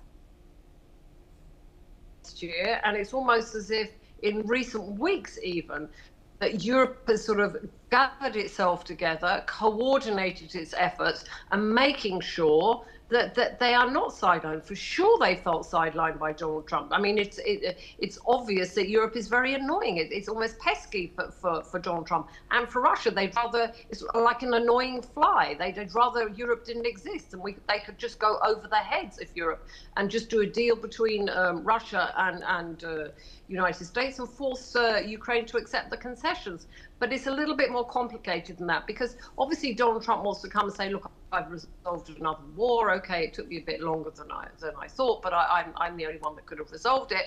But if it's only a sort of not a real peace, we'll have hostilities again, and they won't necessarily just stop at Ukraine. They may go to Moldova, they may go to the Baltic states, they may go to Poland, may go to Romania. So there is a difference between just declaring you have peace and actually having peace that works and forcing Russia to make concessions, which it does not seem to want to do. Thank you very much, Ms. Mutler, for sharing that insight with us. Please stay with us as we come back to you for our next discussion as well. Now, moving on, Russian Foreign Minister Sergei Lavrov has stated that the U.S. is focused on resolving European issues, including the Ukraine crisis, in order to shift its attention to countering China. In an interview, Lavrov has explained that analysts believe the U.S. will eventually seek an agreement with Russia, removing Ukraine from the negotiation table. He has emphasized that once Europe's issues are addressed, the U.S. will direct its major efforts towards China. Lavrov has noted that while this strategy is not openly stated, it is implied in U.S. defense and security policies. Now we welcome back Ms. Alison Mutler. She is joining us live from Bucharest. Thank you very much, Ms. Mutler, for staying with us. Now, looking at this, how do you analyze the current relationship and alignment of U.S. and Russia? Well, it's much better than it has been under Biden, but this creates problems with Ukraine and with Europe. But I think the Russians are always worried that Donald Trump will turn, that he will not consider them as an equal partner. And Lavrov, in these statements, he's actually saying something that suits Russia. Russia wants the US to pressure Ukraine into coming to any old deal that suits Russia and not Ukraine, and then turn its eyes to China. That is what he wants, and that is why he's saying that. Whether I'm sure there is some truth in that the United States, Trump, has had enough of the Ukraine war. It's been going on for 4 weeks, I think 4 years. Sorry, next week, and he's absolutely had enough of it. And Russia wants this to be done and dusted in Russia's favor, and there is pretending to be an ally of the United States, and then United States can look at its real problem, which is China, because Russia is very keen to get everything it wants, its maximalist demands in Ukraine. So it's saying something which is perhaps true, but it's also totally in Russia's interest. And Russia is very interested in keeping Donald Trump on side and keeping the United States putting pressure on Ukraine and basically treating them very, very much like a second-rate partner.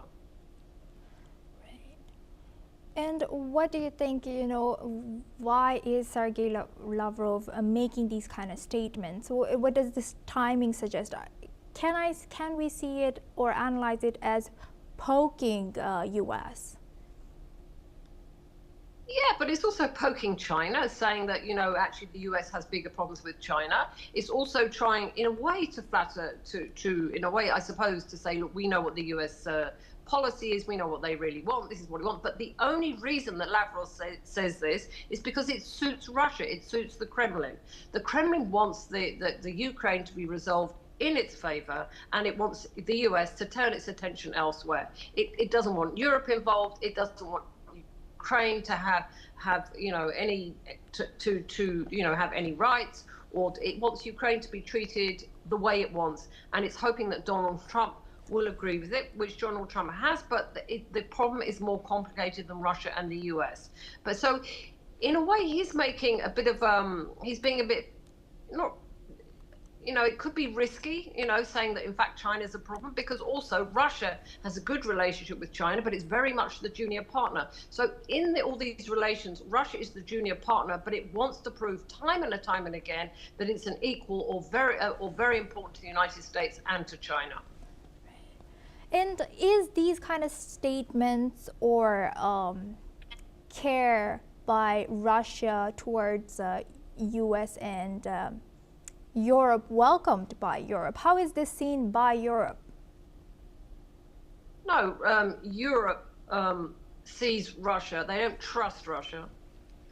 Most European governments, apart from perhaps Hungary and Slovakia, who are more friendly towards Russia, they don't trust Russia.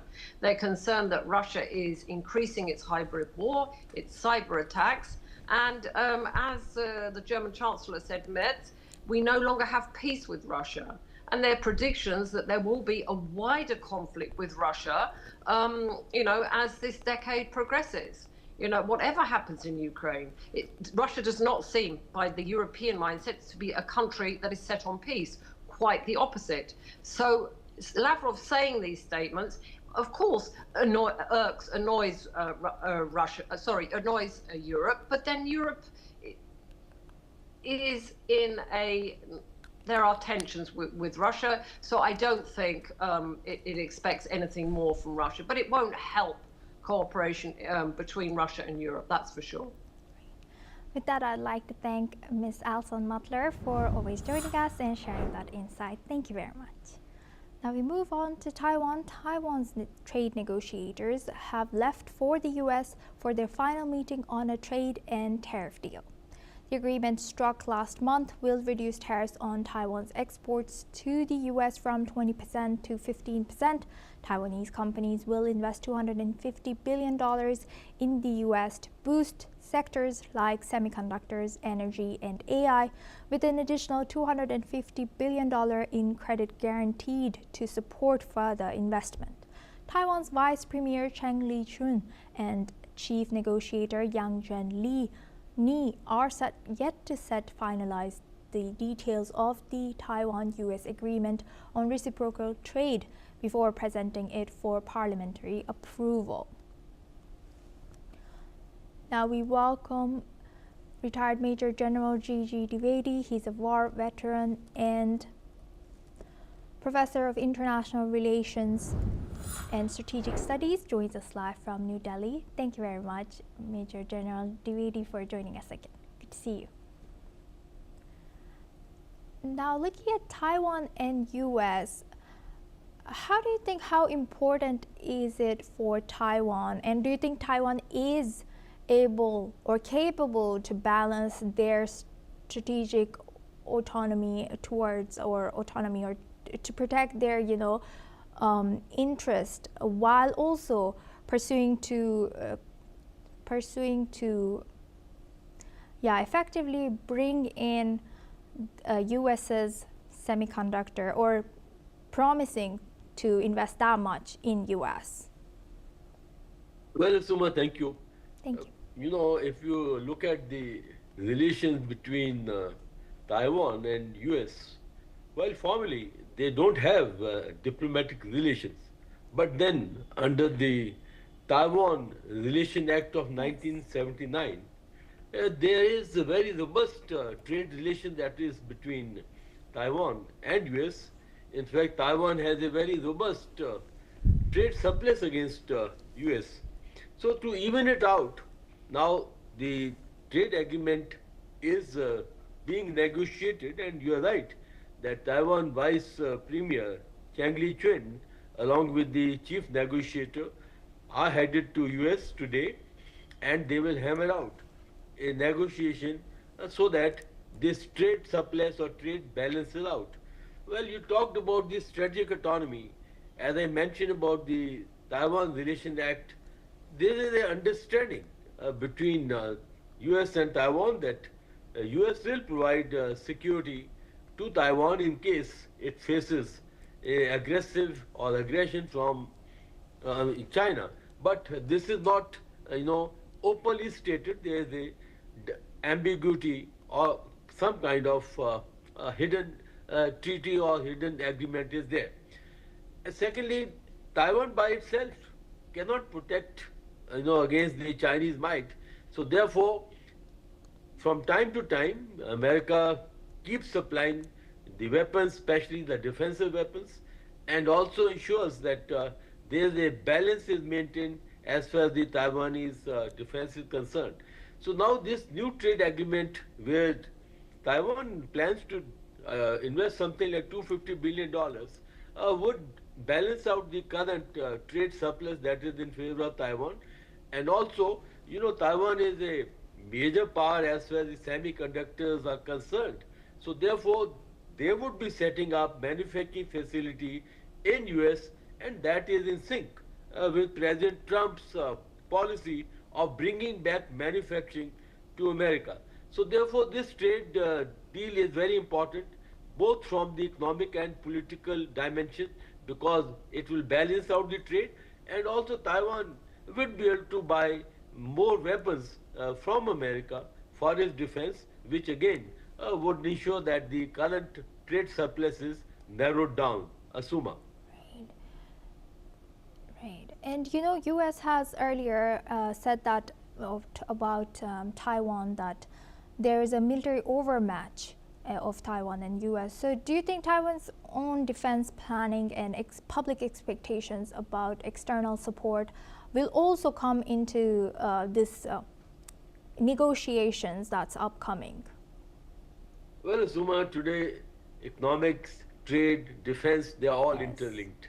And today politics drive economy and economy drives politics. So therefore, there's a overlap between the economy, politics and, diplomacy. So willy-nilly, this trade agreement would definitely also has impact on the security dimensions, because under this, America have been supplying defensive weapons to Taiwan, and Taiwan also is strengthening its own defensive capability. So I think along with the trade deal, there'll be certain hidden agenda or hidden deals as far as the defense is concerned, because America has already stated they'll be supplying Patriot missiles and other, defense equipment, especially the aircraft and the air defense systems. So they are all interlinked, and trade these days is not standalone. Major General, how effective is all this in long term for Taiwan?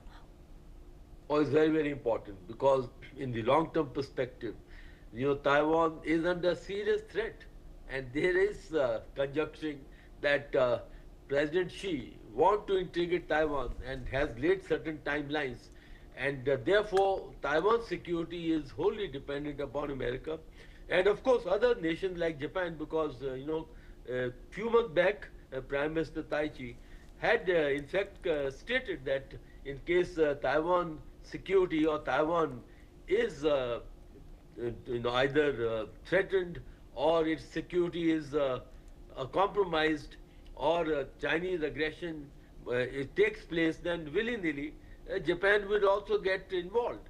So therefore Taiwan is interlinked with the Western Pacific, with Korean Peninsula, with Japan, and of course with the South or East China Sea. So I think in long-term perspective, without American support, without the support of Japan, Taiwan cannot hold on itself against Chinese aggression. And last point I want to make is that Chinese has stated in very clear terms that integration of Taiwan is the leftover agenda of the 1949 revolution, and therefore use of force remains very much an option to integrate Taiwan with the mainland.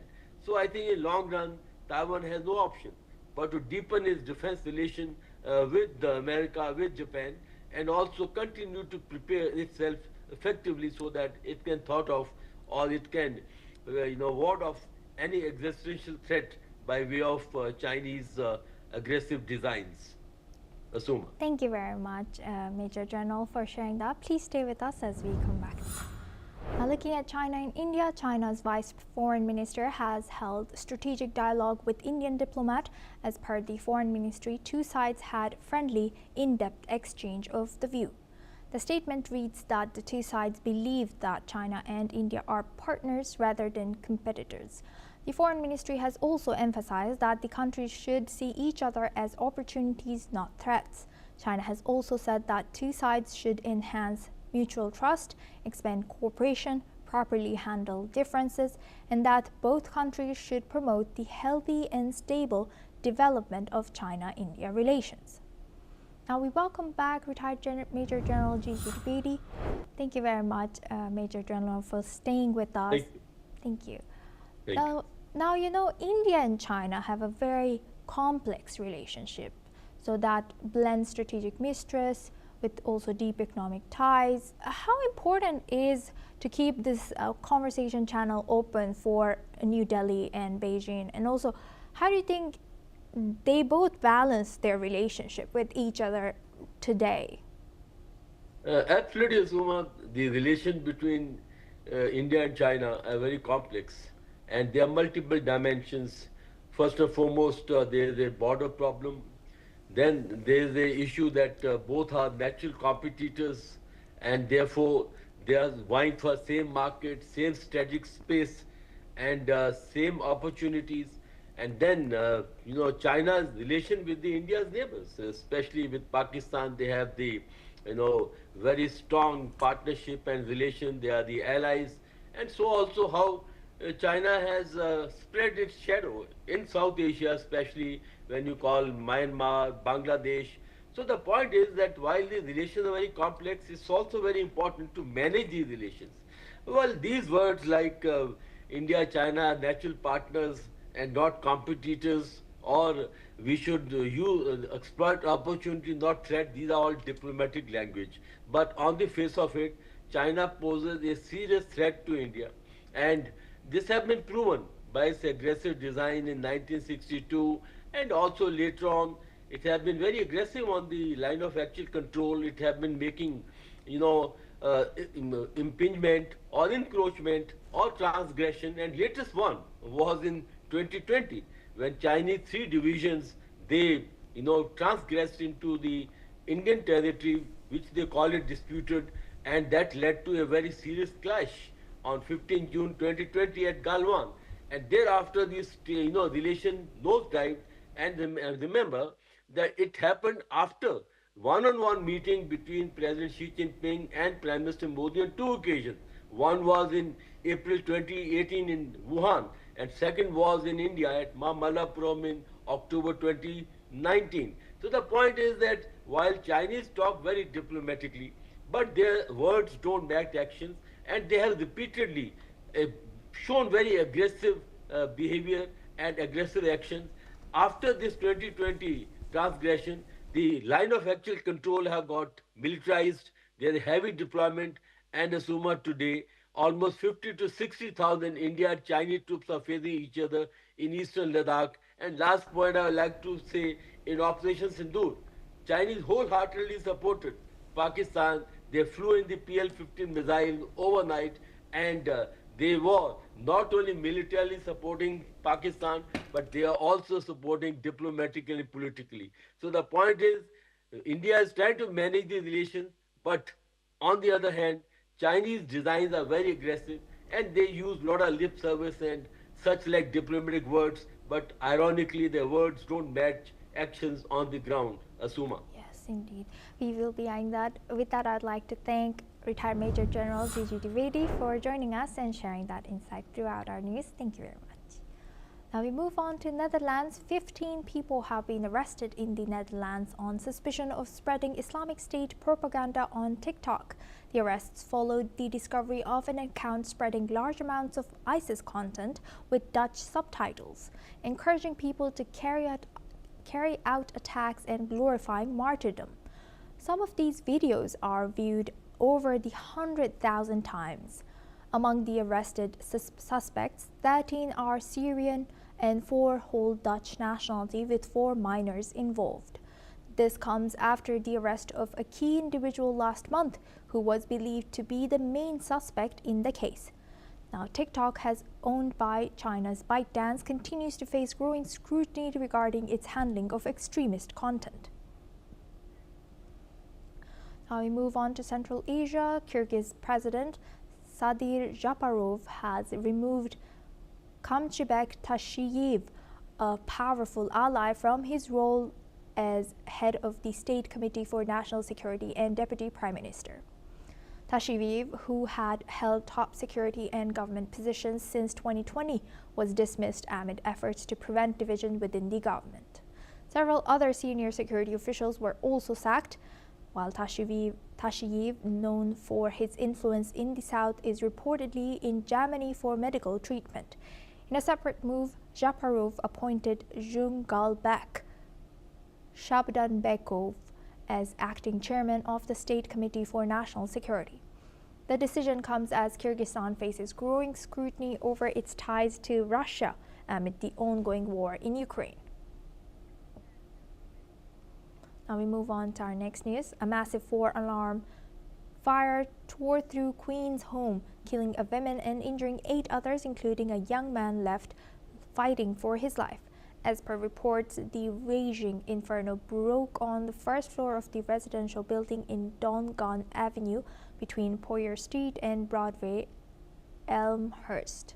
A 34-year-old woman was pronounced dead at the scene of the blaze, and a 22-year-old man was rushed to an area hospital in critical condition.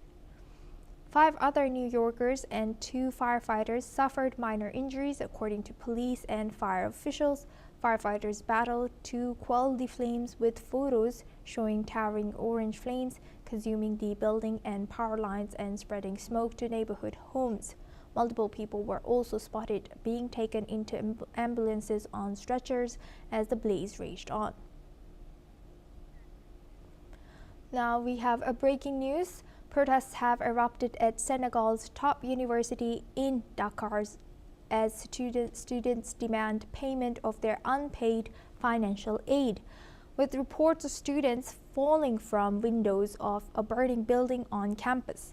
The unrest, which has been escalating for weeks over delayed stipends, turned violent with clashes between protesters and security forces. Tragically, a student has passed away amid the chaos. The protests highlights growing discontent over Senegal's worsening public finances as the new government faces a $13 billion budget deficit. That's all we have time for. Keep watching NewsX World for more news updates from around the world.